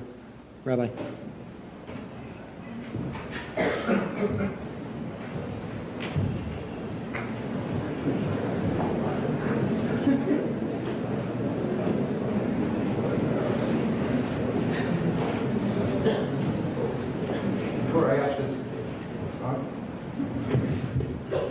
Before I ask this question to Rabbi Kahane, as a member of the Hillel staff, I would like to apologize to some of the Christian friends that I have here tonight who were personally insulted. I would like to quote the following. I would like to quote the following. I would like to quote the following and have you respond to it. If a man does all the commandments in the Torah, but he has not created peace, then he has done nothing. Mishnat Rabbi Eliezer. How do you respond to that accusation about you and your life, in addition to the following? Quote, Jewish Press, Friday, August 31st, 1984, did you not call people to make the decision to fight fellow Jews and to, quote, burn out the evil from our midst? And could you also explain why my teachers who gave me rabbinical ordination at Yeshiva University, an Orthodox institution, and who are among the greatest authorities in Judaism today, find your philosophy and everything you stand for to be despicable? As a fellow Orthodox rabbi, I accuse you of ignoring the essence of what the Torah has always stood for, compassion and respect for the dignity of all human life. And I ask you how you could support an organization in Boston that, according to the Boston police and numerous testimonies, terrorizes fellow Jews, including faculty and students on the Brandeis campus, my own friends and students, by defacing their property, physical assault with stones, several death threats. This is not politics, this is madness. And finally, one final question. In Olam Hazeh, September 23rd, 1984, you promised the violent overthrow of the state of Israel if you have just 4% of the population behind you. I reveal these things not to speak to you. You are too far gone to understand. I do it to reveal to this audience what you really are.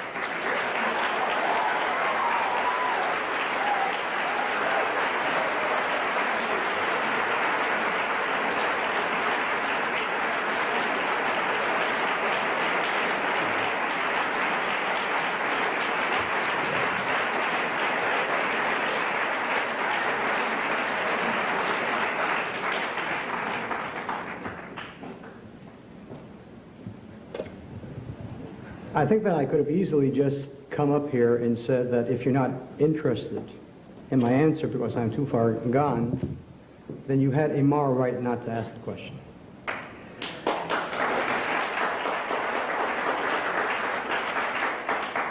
I am convinced that you would have never used that kind of language if a black anti-Semite would have been here.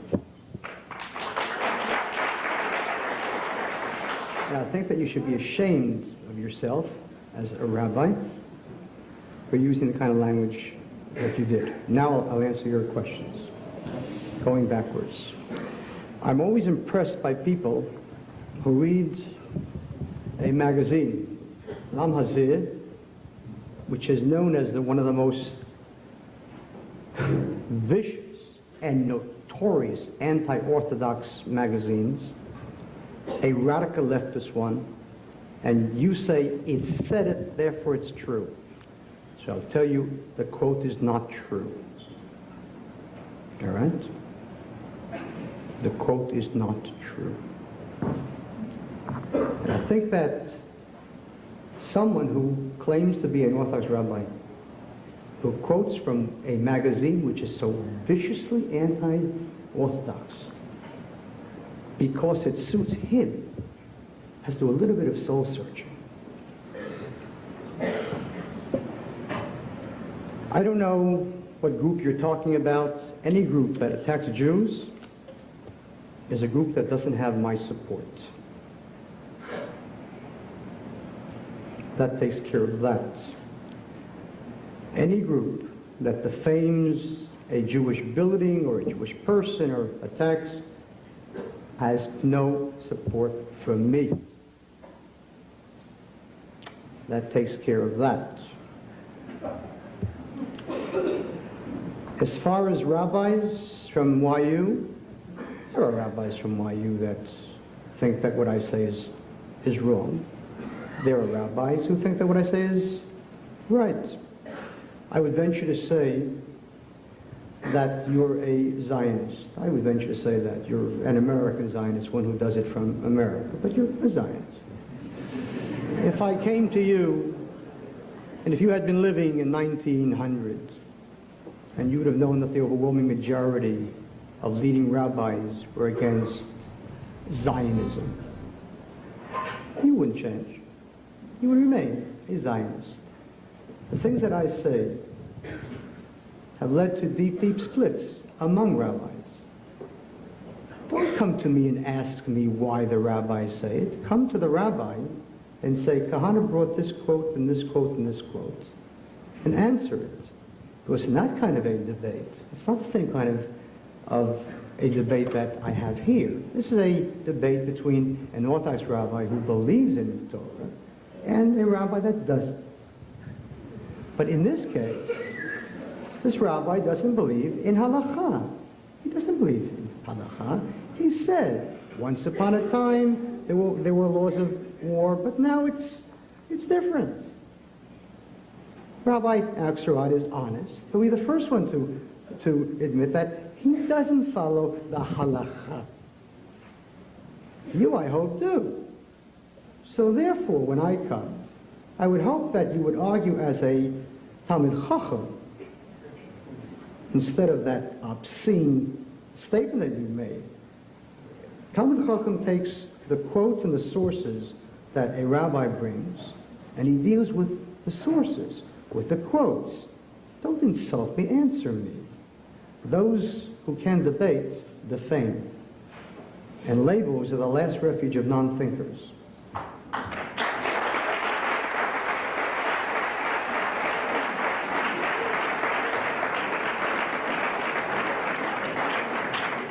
I would like people to keep their questions to within 2 minutes. All questions so far have been within about 2 minutes. I'd like to take somebody from upstairs. One question for Rabbi Kahane. You stated before that God forbid you go to kibbutz, but you should go to yeshiva instead. I would like to ask the rabbi, who is in the most elite army group in Israel? Is it the kibbutzniks or is it the yeshiva people?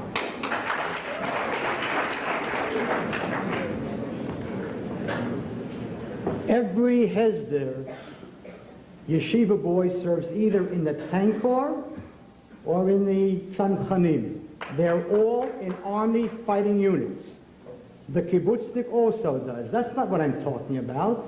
I'm talking about the Jewish content of the kibbutz. There are Druze who fight in fighting units. Would you encourage our people to go and live for the summer in a Druze village?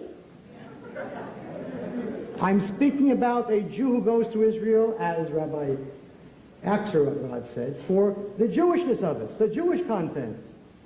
Not particularly, I don't see any great Jewish content in a kibbutz which isn't kosher, where there's no Sabbath, where usually there isn't even a Beit Knesset. I'm talking about the earth of Israel. So what kind of a non sequitur is that people in the settlements, in a kibbutz, serve in the army and serve well? They do serve in the army, and they serve well. So what? What does that have to do with where you should spend the summer? Spend the summer in a yeshiva, which sends its students to the army, where they also serve well. My son is in the army. My son-in-law is in the army. They fight well, and they study well. They wear the yarmulkes proudly under their helmets.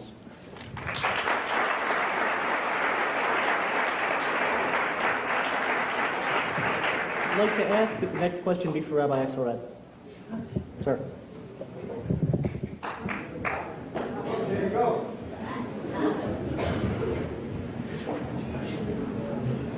I don't know if I can be as articulate as my rabbi, Rabbi Goldman, but and I don't even know if you can answer this question because you can sit with me for days and days and you can stand up there and talk about being Jewish. I don't know how you talk about being Jewish when you advocate intermarriage. You talk about how could you raise a Jew when you know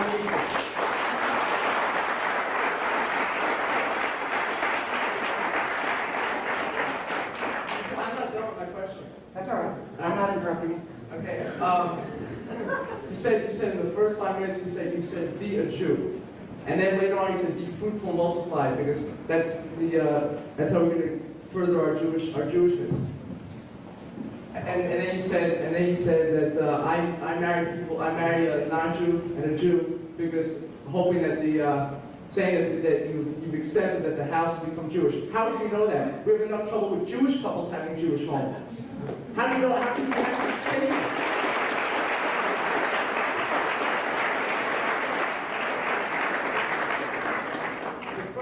The first problem that Jewish couples have is the first question should be what yeshiva we send them to, not what religion we're going to bring them up in.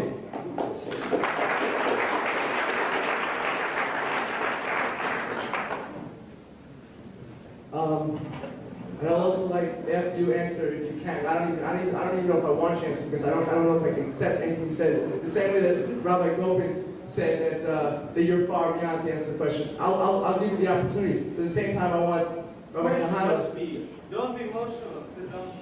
I would like to also ask Rabbi Kahane to answer.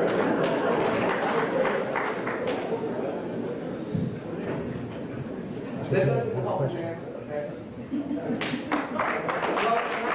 I would also like Rabbi Kahane to answer the accusation because this is not a debate. Because he couldn't answer the things he said about him. The same way you can answer things I said about you. That's fair. How you can compare him to Hitler. One question. That's one.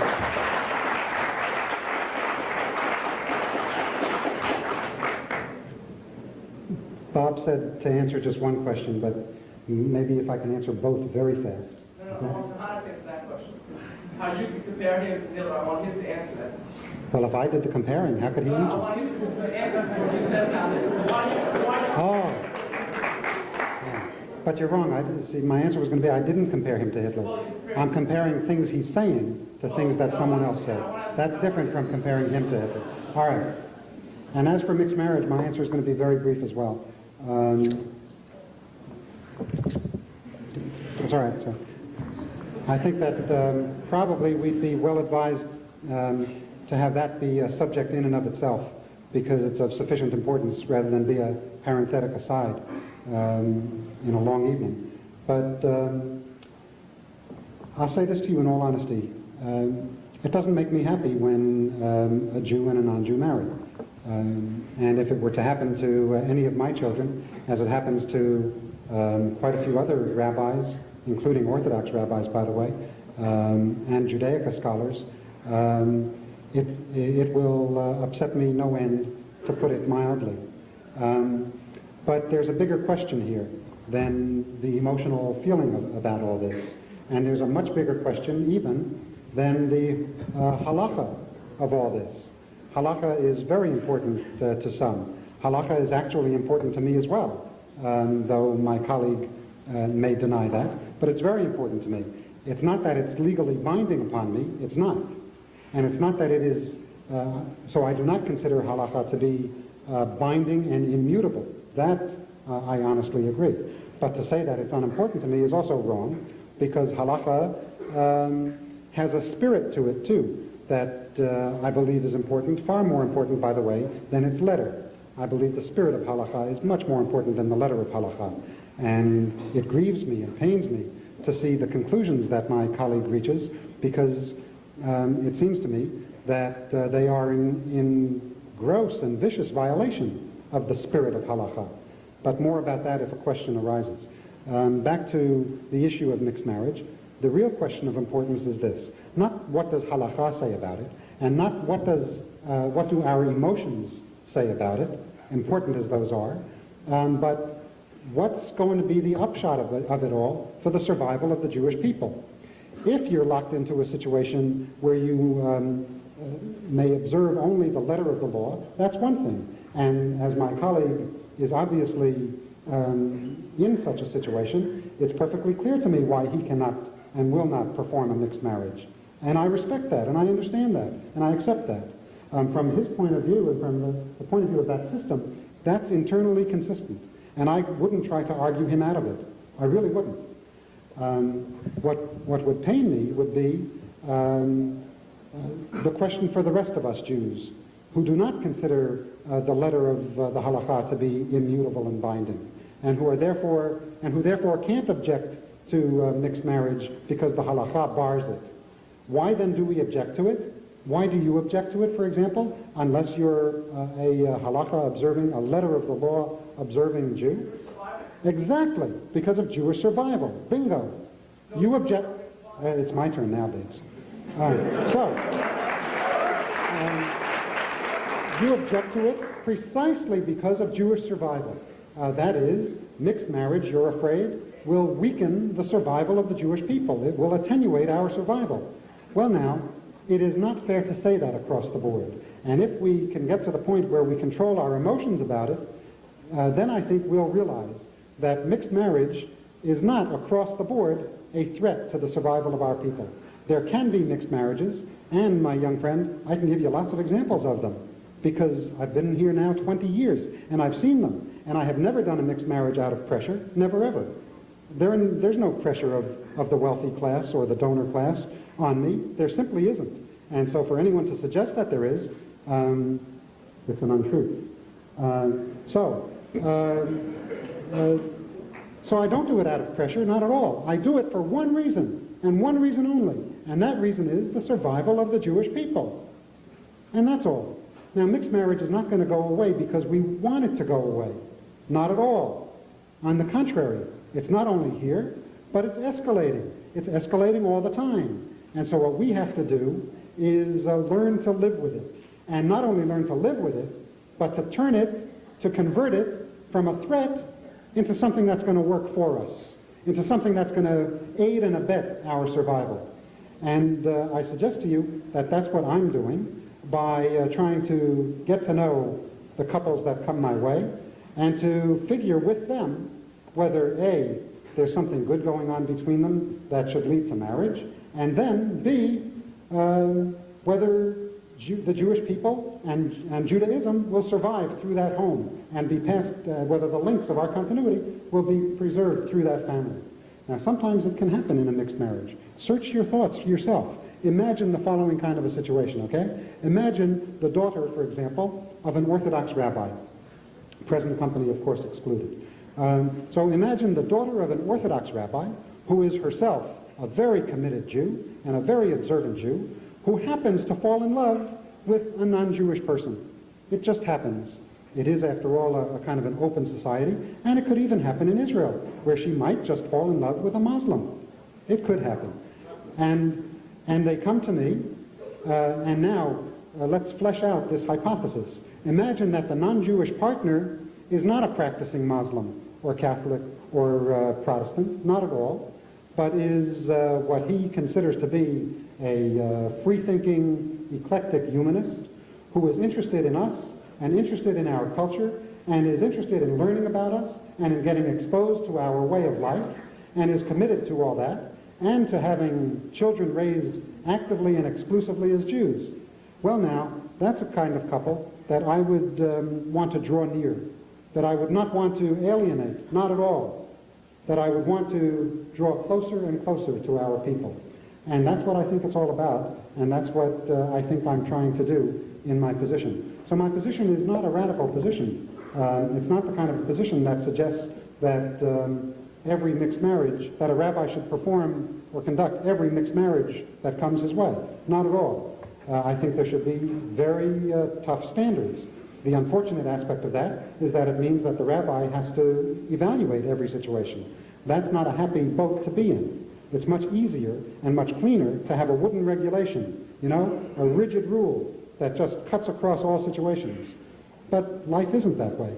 And so I have to be in an evaluative position. And when it's clear to me that the Jewish people and Judaism will be served through this home and through this marriage, why then I believe it's my position as one who's committed to our survival, and for that reason alone, to be there for that couple.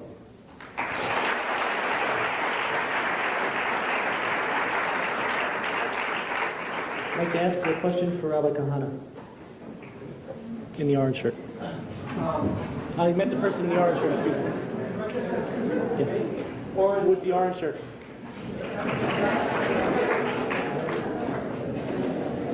Thank you both for coming to this evening. I have a question for as you said, you don't support any groups that would attack Jews. And you plan for Israel, you plan to expel all the Arabs from Israel. But there are Jews who will stand by the Arabs and try to expel them, as they protested in Hebron, and in your visit to an Arab village this fall or winter. What would you do with these people? How would you deal with them?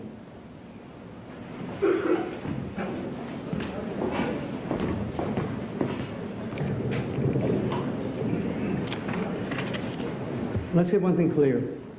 The only possible way that any government of Israel could put into effect a policy of transferring the Arabs out would be if it had a majority behind it. When a government has a majority behind it, and a minority goes against that, the minority is breaking the law. And therefore, just as in Young Meats, the army forcibly pulled out the settlers, the army or the police will forcibly prevent the minority of Jews that is breaking the law. It will stop them. Certainly won't shoot them. Certainly won't toss them out of the country. A Jew is a Jew. Though he be blind, he's a Jew. What bothers me is the failure of people here to understand the threat of the Arab and the immense contempt that we have for the Arabs. Why don't we persuade them to become Jewish? What contempt for the Muslims? What Excuse me. Now, let's get one thing clear. You ask your question, and I don't stop you, and I'll answer your question the way I answer it. If you're happy with it, fine. If not, you go. So therefore, if you're going to stop me, I've ended my answer. Now have a little bit of manners. Don't be an extremist.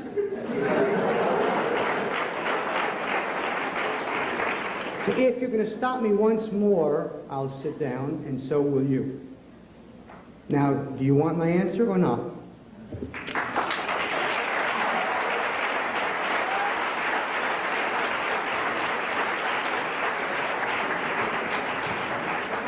I'd like to emphasize that when a question is asked, the debater who answers the question has his time to say whatever he likes in response to that question.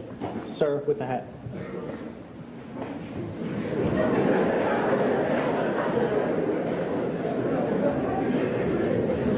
Reverend Axelrod. I won't go into how you misquoted why the Bible starts with the creation story. Rashi will tell you why if you'll read Rashi. I got a simple question. Did God, I'm speaking with you, in fact, right now, I'm here in reality, you're there in reality. In the same kind of reality, did God or did not God give the Torah on Mount Sinai to the Jews? Yes or no?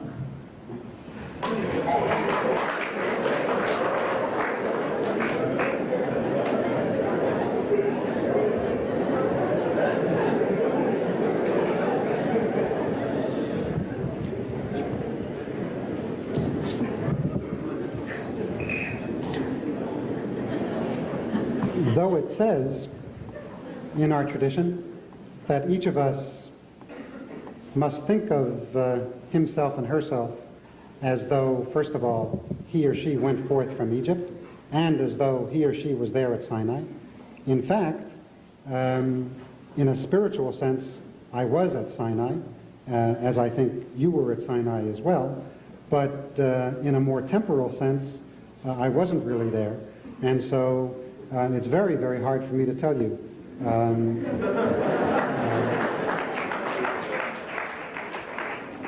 In really factual terms, whether God did or God didn't.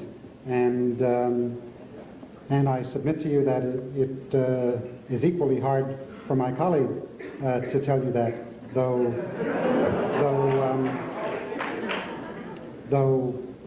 he obviously speaks with great assurance on the matter. What I believe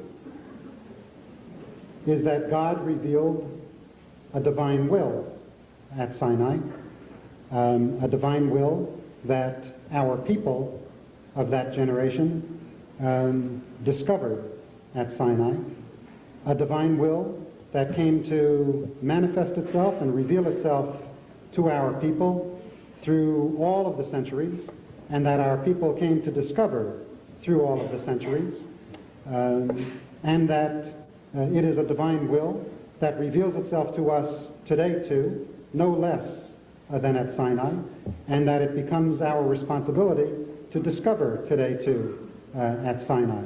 It is not something that is a frozen commodity. It is something that is in a state of perpetual development, creative development, and modification and alteration. And it is for us to participate in that very sacred process. I hope you understood me.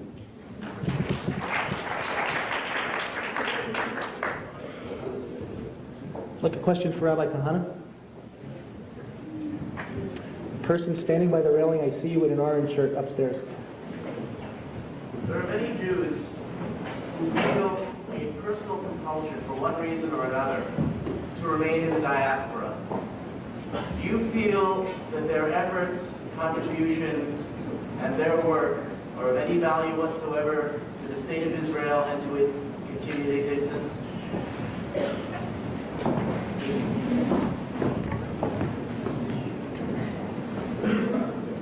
Whatever the compulsion of any Jew is, it doesn't transcend the halakha. A Jew is commanded to live in Israel. And what bothers me is this selective kind of quoting. A quote from a Ramban about birds, but not a quote from the Ramban about the fact that there is an obligation upon each and every Jew to live in the land of Israel, an obligation from the Torah.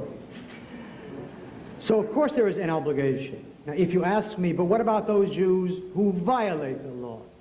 And that's what they're doing. They are violating the law. The state of Israel was created by God's hands. The state of Israel will exist with or without the American Jew. But the American Jew will not exist without the state of Israel.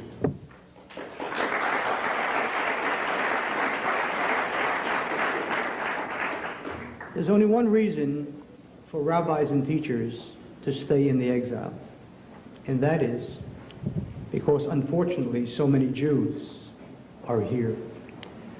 But it's the obligation of that rabbi to educate those Jews, make them Jewish, and among the things that he should do in making them Jewish is teach them that it's their obligation to go up to live in Israel. And every Jewish rabbi and every Jewish teacher who stays in the exile should set for himself or for herself a limit, 3 years, 5 years, and then go. Because no one can ever teach someone to do something unless he or she does it too. The state of Israel did not come into being because of Harry Truman. The state of Israel came into being because of God's will and 6,000 Jews who died in a war for its independence. The state of Israel doesn't depend upon Ronald Reagan. Nothing depends on Ronald Reagan.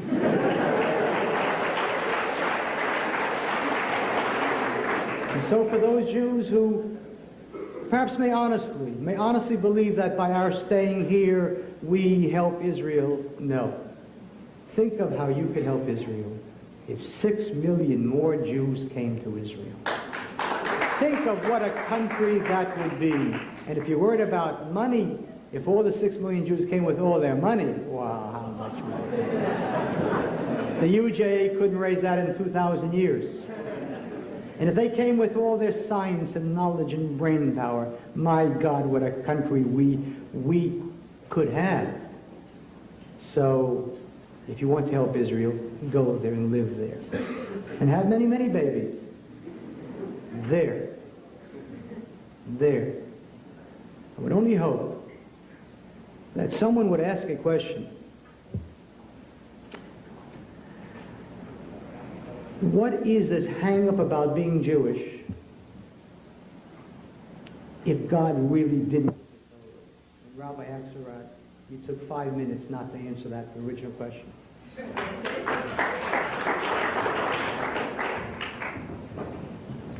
Question for Rabbi Axelrod? Sean. The question is about defense and is addressed to both rabbis. Israel established by the pre-67 borders by the UN has been called by most military experts as indefensible. Do either of you advocate bringing back all the land until the pre-67 borders, and why, including the Sinai, which is already given back, and implications of that? Given the Arab society, which will agree to why would the Arab society agree to live in peace in the 67 borders now, when they didn't agree to live in the 67 borders before the war? Why is that? Isn't giving back these borders suicide to the state of Israel? And you're putting the lives of Israel, of the Jews who make there. You are just putting them in defense, and it's almost suicidal.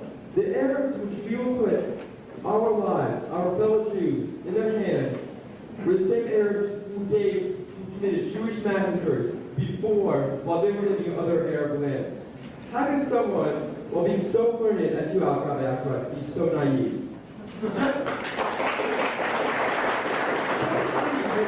Down other Muslim nations around the world. Iran has pretty much wiped out all of Baha'i faith. Okay. The Arabs in Sudan, in the 1970s, have slaughtered over 250,000 blacks. The Arabs in Lebanon, Excuse me, I'd like to point out that I am deciding about the length of the questions, that I'm keeping time, that I'm the moderator, and no one else is. Thank you. I'd appreciate that there be no interruptions. I will decide when to cut off the questioner. The Arabs in Lebanon have slaughtered 25,000 innocent civilians in the town of Kaba itself, no more than the other thousands of Christians had slaughtered. Do you advocate that these, you advocate, Sean, can this be your last point? yes. Do you advocate letting the hands of Israel be at the people, to be at these governments to advocate this violence? Rabbi Axelrod, your love for everybody has blinded you. This is the real world, not utopia.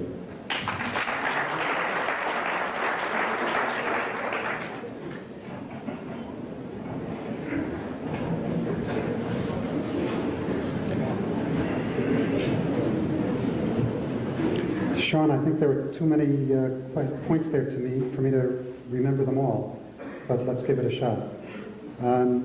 About the pre-67 borders being indefensible, it's not true that all military leaders and military experts agree on that. I can give you the names of some great military leaders who don't agree that that's the case. For example, Mati Peled, and for example, Meir Pa'il. There are two, among others, who are not so convinced, as you said, that those borders are indefensible. Moreover, I'm not arguing that Israel relinquish the conquered territories of the West Bank unilaterally or fast. Only for the moment I'm advocating that Israel make proclamations and state its intentions very publicly to the Arab states and especially to the Palestinian people, that within the context of peace, we are prepared to relinquish the lands. After all, when we went to war in '67, we didn't go to war in order to aggrandize our territory. We're not an expansionist people, at least not unless we want to ape other peoples. We're a peace-loving people. And so we hold on to these territories, Sean, only as a surety for peace and for no other reason. And that within the context of peace, we will return them. And furthermore, Sean, within the context of peace, there will be no need to really defend our borders. So indefensible or not, that becomes nothing more than academic nicety. And excuse me, Sean, it's my turn again now. And so whether it's defensible or not is immaterial once we have normalcy, normal relations, and peace. You said I was naive, so let me weave the whole thing for you, and then you can really call me naive. The kind of thing that I'm dreaming of, Sean, and that I want to see played out in our day, is that there will exist the kind of relationship that the United States has with Canada between Israel and the Arab states, and Israel and Palestine. Now, some of you are laughing. It's not clear to me whether you're laughing because you don't want something like that. I can't imagine that you wouldn't want it. I mean, God, what's the implication of that? So surely you must want it. And if you want it, then surely you must want to strive for it and struggle for it. So surely it's not out of a lack of want, but you must think that it simply isn't in the cards, that it's naive to think that if there were Palestine on the West Bank and in the Gaza Strip, sharing Jerusalem as a dual capital, then there could not be an Israel, that they would wipe us out. But Sean, there are a couple of other factors that I would ask you to consider, and I would also ask those of you who joined Sean in laughing, you might also consider. For one, once the Palestinian people have a state of their own, then for the first time, really for the first time, they'll have something to lose. Now the PLO has nothing to lose, nothing at all. Give them a state, and they will have something to lose. And a state that will clearly be much weaker than our state, because we're not going to relinquish our power, our strength, we're not going to disarm. Why, we would even insist, I would think, in the negotiating process, that Palestine not have an army for however many years, 5 years, 10 years, whatever, and that weaponry from the Soviet Union or from other imperialist states, including this one, not be permitted there, and eventually not be permitted in Israel as well, but that's another matter. So that state might have a police force, of course, but not an army. Will the Palestinians agree to that? I don't know, any more than you know, any more than any Israeli leader knows. Should we make such attempts? Of course we should. If we want territories and not peace, then no, we shouldn't make such attempts. But if we're really concerned about the security of Israel and the survival of Israel as a Jewish state, then of course we must be making such attempts and such overtures. Of course we must be trying to solve this thing politically by taking creative initiatives toward the Palestinians, even toward the PLO, Sean. We should be offering to recognize the PLO. We should be offering to invite their leaders to Jerusalem to address the Knesset. Not unilaterally, but with the precondition that they renounce terror and recognize us as a Jewish state. But there's also more, Sean, that's going on here. Not only will they then have something to lose for the first time, but they'll be preoccupied with the nuts and bolts of statehood for the first time, which we know will put on their shoulders certain other kinds of responsibilities than they now have. And finally, I would point out to you, Sean, that, and to others who smirk, that if we look around the world, we will easily see many leaders who are now respectable or quasi-respectable, and who are erstwhile terrorists, who were once upon a time terrorists, including in our beloved Israel. But what happens over time?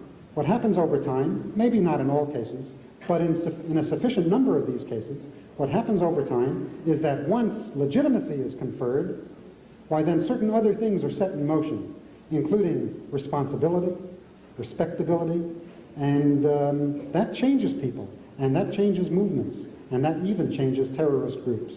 And so now, if I were arguing that we do something of a unilateral or fast nature, then I would understand why some of you laugh or snicker or hiss or boo. But no such thing is being suggested, certainly not by me. What I'm suggesting is the only way for real peace and real normalcy, if that's what we want. We can't have both the territories and that.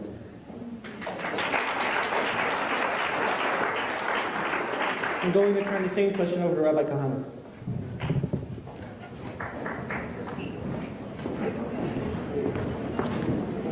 I think that for the sake of truth and accuracy, there are no great generals. There's not one great general that has said what you were just told, that the borders of 67 can be supported, defended. Two people's names were mentioned. Meir was never a general.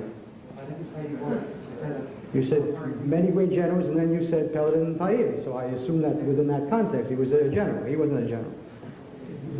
A politician and a leftist. Mati Peled was head of the Quartermaster Corps of Tzahal. An important job, but hardly a great general. He is also today a member of Knesset of the pro-Ashaf PLO party. I think that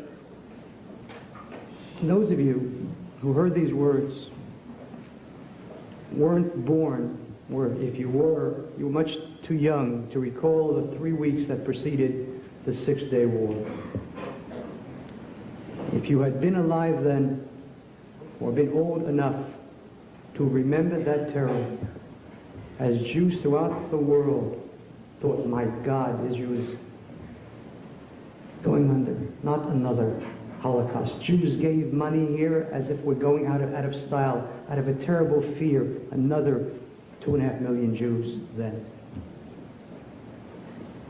Israel struck the first blow, thank God.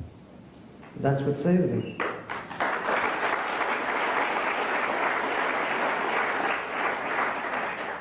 Stand on a mountaintop in Samaria and you can see the lights of the cities of Israel on the coast.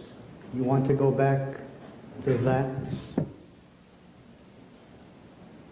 They may, if we make this offer to them, they've gotten clever. They may agree, and we'll have given them land for a piece of paper. How many people who win 5 wars give up land?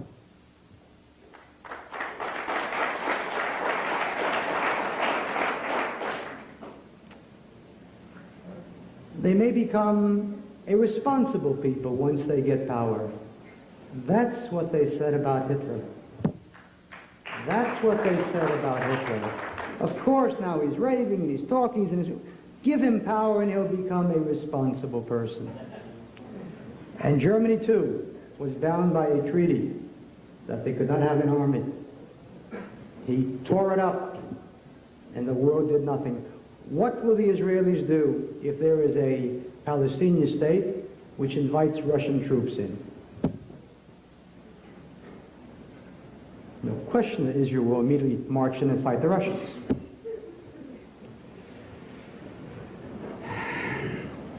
I find it an incredible thing. Let's invite the PLO. We're angry at Ronald Reagan for not remembering what the Nazis did. How dare we forget what the PLO has done and would do tomorrow?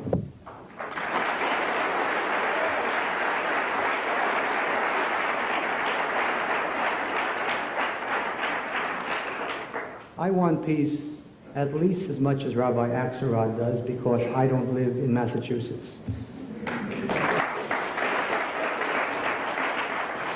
I want peace because my children serve in the army, and I serve in the army. Of course I want peace. Who doesn't want peace? But there's a tremendous difference between wanting something and getting it. My grandson thinks that if you want something, you get it. When he reaches the age of 5, I hope that he'll understand that that's not how the world works. Of course I want peace, but I remember the reality of the Arab-Jewish struggle. In 1947, they could have had a state called Palestine. All they had to do was agree to a partition plan, which would have created an absurd little Jewish state which couldn't have existed. And they said no to that. I remember that. And I remember what they did before there was a Jewish state. The hundreds of Jews slaughtered in what was then Palestine. And why do we have such contempt for the Arabs? There's not one Arab refugee, not one Palestinian in Lebanon who comes from the West Bank or from Gaza. You know where they come from? They come from the Galilee. They come from Haifa. They don't want to return to Shechem because they never came from Shechem. They want to return to Nazareth. That's where they were born. Or to Haifa. That's where they were born. Why do we have such contempt for them? I respect them. And you know what they'll demand? The implementation of all the UN plans. The UN resolved in 1947 to establish a state within certain borders.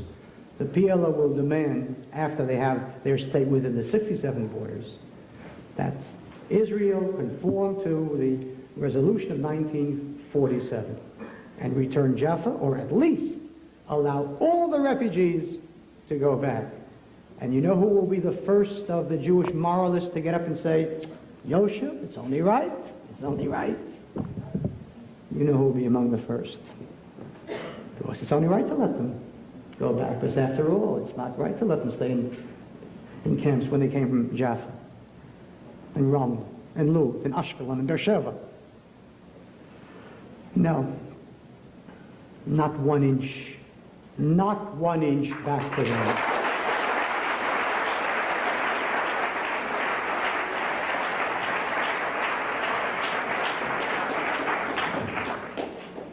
It's getting very late, so I'm going to take 2 more questions.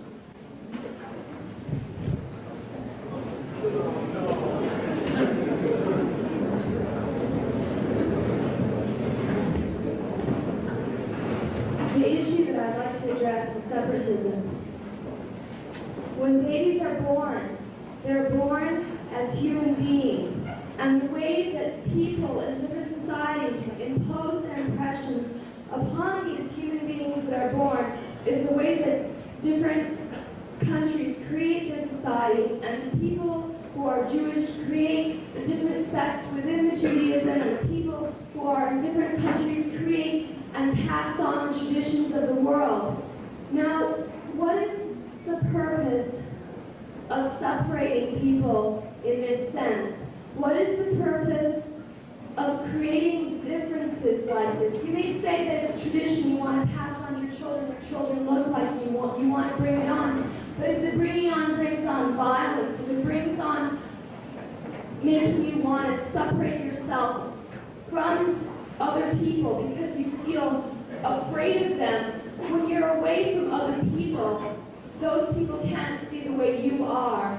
And when you're away from other people, the other people create a bias about you because they do not see the way you are. If the Jewish people are all in Israel, how can people who are not Jewish see what Jewish people are? They're seeing people as there are Jewish people. There are people, just the way that you see it in your mind, there tends to be fabrications built up. When you see people in different countries, how do you imagine people in Africa to be? How do you imagine their cultures to be in that society? Have you ever been there? Have you ever grown up? Can I ask you to please wrap up and specify who you would like to answer your question?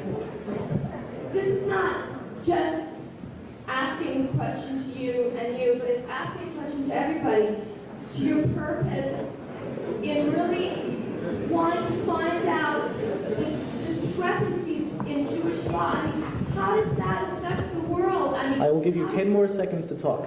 Okay. How does this conversation affect how the rest of the world is going to respond to this? How are you as a person going to inflict your perception upon the rest of the world? It's through power, and that seems to be the way it ends up as being, and that's what I'd like to say.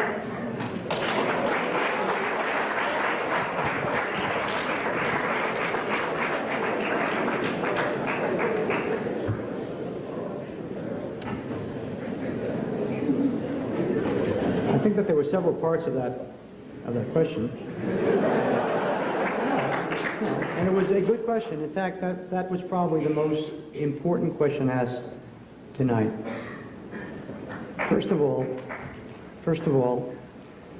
part of the question seemed to imply that if all the Jews are in Israel, then of course then Jews won't get to know other Gentiles and there'll be hatred and so on and so forth, which is why it was such a wonderful life for 2,000 years when the Jews were outside of Israel. It was just a tremendous pleasure because we got to know everybody and all of them killed us.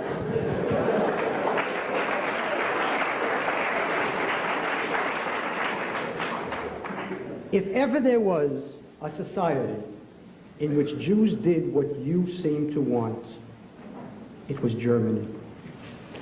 The German Jew lived for one thing only, to be as good a German as there ever was. And because he intermingled and intermarried and assimilated, and there was a Jewish foreign minister, Rathenau, in 1922, and because the justice minister was a Jew, it was just, and that's why Hitler never arose. The tragedy of a Jewish people that learns nothing from history and forgets nothing. You have this tremendous hang-up. How will they love us? I'm sick and tired of Jews who run around wanting love. I don't want love, I want respect.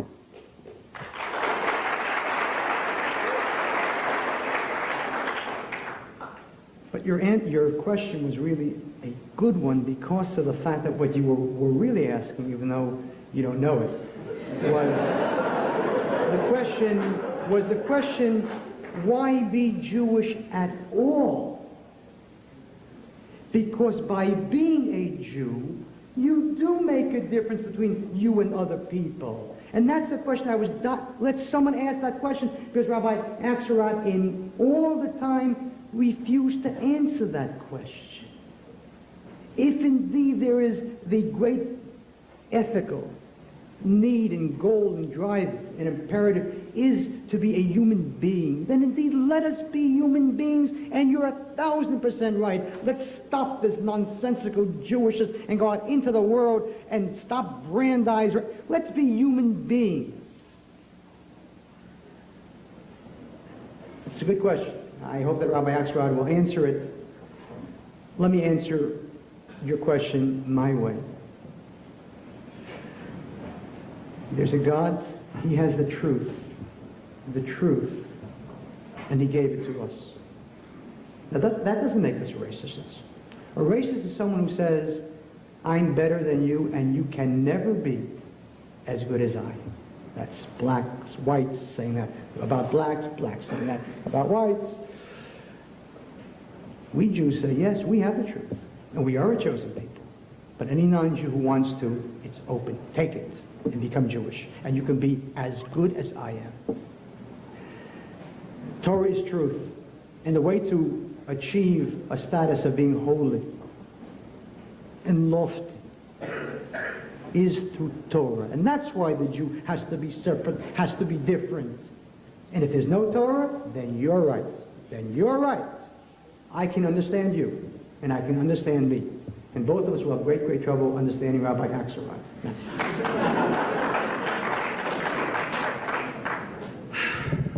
I hope that someday they won't break your hearts. And I say they, the non-Jews. Because just as the German Jew was shattered, the Polish Jew was never shattered. The Polish Jew always knew that the Gentile was capable of doing exactly what was happening. He lived under no illusions. The German Jew was shattered. How could this be? I'm a German. I'm a human being. How can you do this to me? And the German came and said, you're a Jew. If you won't learn Torah, someday you'll learn it the hard way. So why not? Someday they'll persecute you as a Jew. At least get the benefits of it. Go to a Jewish school. Don't go to Brandeis. Go to a Jewish school. Go to a yeshiva. Find out what there is about being Jewish which is special and important, which makes you a Jewish and different and separate, and you can be separate and at the same time respect other people. You can be separate and you can respect other people. But know that first you're a Jew.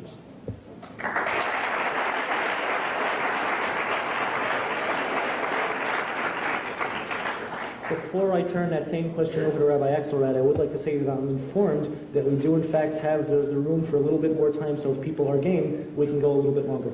Rabbi Axelrod.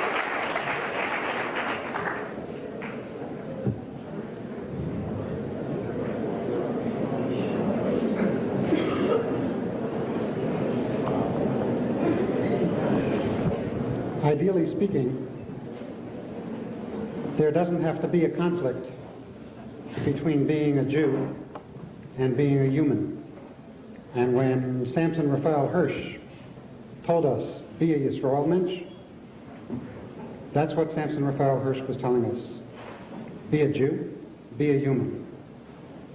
If you set yourself up as a particularist alone and not a universalist, if you hoist the banner of Ahavat Yisrael, neglecting the banner of Ahavat Habriyot, why then of course there's a clash between the two.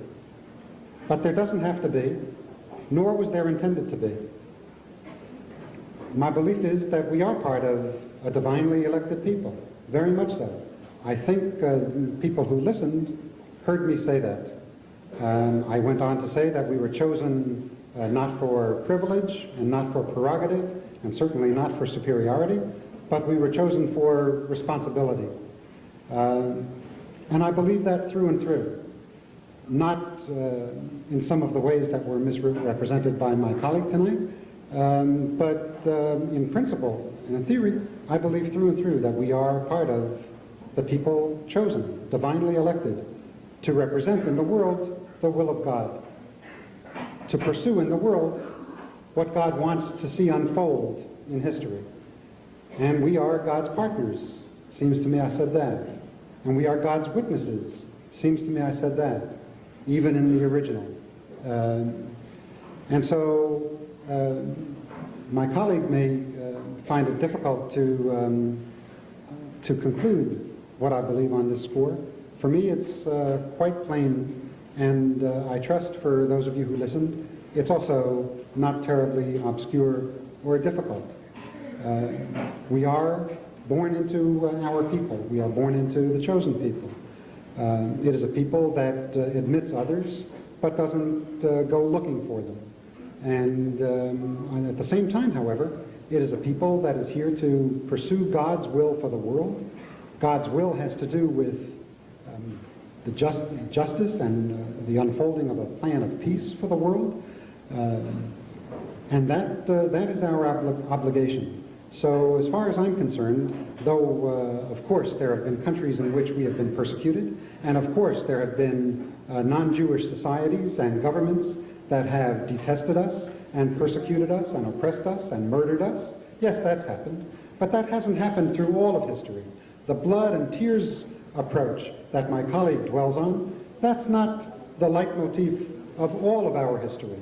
There have also been societies and countries where we've been welcome and where we've flourished and where we've prospered and where we've contributed greatly to society and to culture, as we have to world culture. And so I ask you not to go around as paranoids. That's uncalled for. Vigilant? Yes. Paranoid? No. And I would ask you to contribute to the society in which you live. So it's not clear to me what the great mystery is in terms of what I've stated and not stated. I'm proud, as I hope all of you are, to be Jews, equally proud to be created by God as part of the human family, and our goal is to bring those two into ever closer harmony, which we will do not by rattling sabers and clenching fists and being paranoid. Whoever wants to raise the fist, big is into hate, and copy those kinds of people all you want, but know that you're not being very Jewish in that enterprise. And if that's what you want, fine, do that.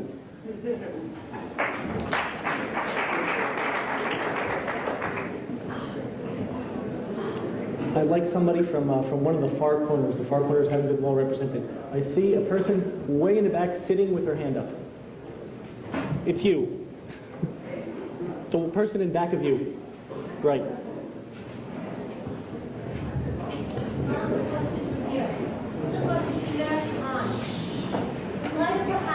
During the Nazi regime in Germany to the Jews, how do you justify keeping Arabs out of Israel?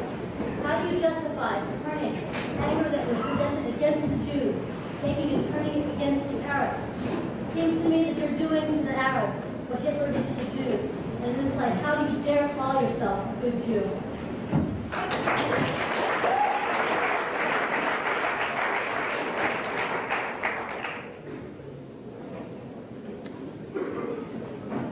The rabbis tell us in the Talmud that if one has no knowledge, how can one know how to separate and distinguish and differentiate? How dare you compare what the Nazis did to the Jews with what I'm speaking about? Now let me tell you,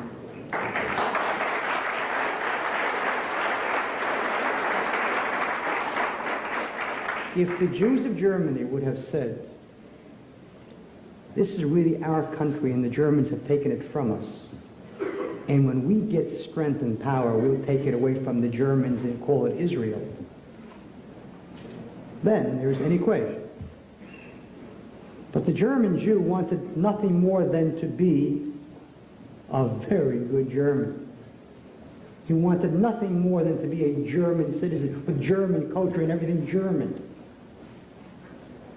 How can you compare that to what the Arab says? The Arab sincerely believes that the Jews have stolen the country from him. When the Jews began to come in modern times to the land of Israel, which was called Palestine, there was a majority of Arabs there. So of course the Arabs are angry and upset. They believe the country's theirs. Now it's not theirs, but they believe it is. And of course they sit and and they're angry. And of course they say openly, when we become the majority here through peaceful means, we will change this country into an Arab state. What kind of comparison is that? Are you ready to let them do that? Rabbi Axelrod speaks about, let's bring Jews to Israel. I can imagine that he's ready to leave Tuesday. Nobody's going to Israel, and this red herring about the fact that because Israel doesn't welcome the non-Orthodox Jew, what a red herring that is. What a red herring. Do you think that the reason why a Reform Jew doesn't go there is because his rabbi can't marry him there? The reason why American Jews don't go to Israel is because life here is good and there's a flesh pot here. That's why they don't go. And if the Reform Jew wants to change Israel, you're invited, every non-Orthodox Jew here is invited to go to Israel and vote the Orthodox out of office.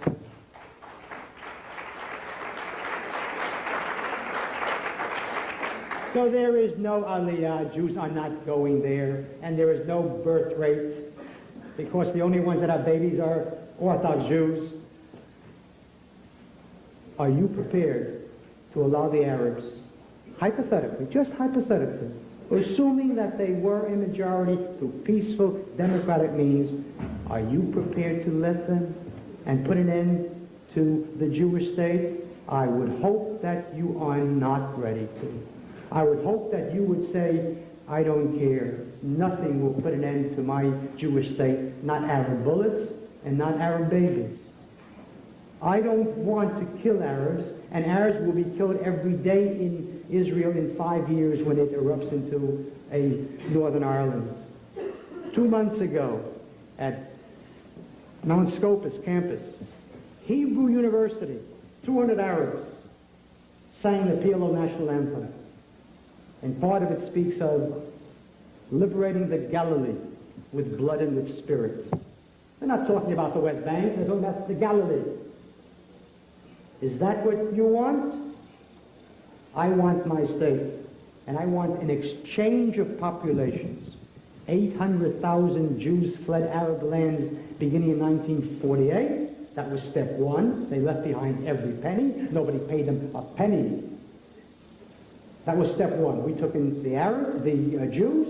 Now it's time for step two. We took in the Jews, give them the Arabs, exchange of populations, but I'm better than they are. I'm ready to offer them full compensation.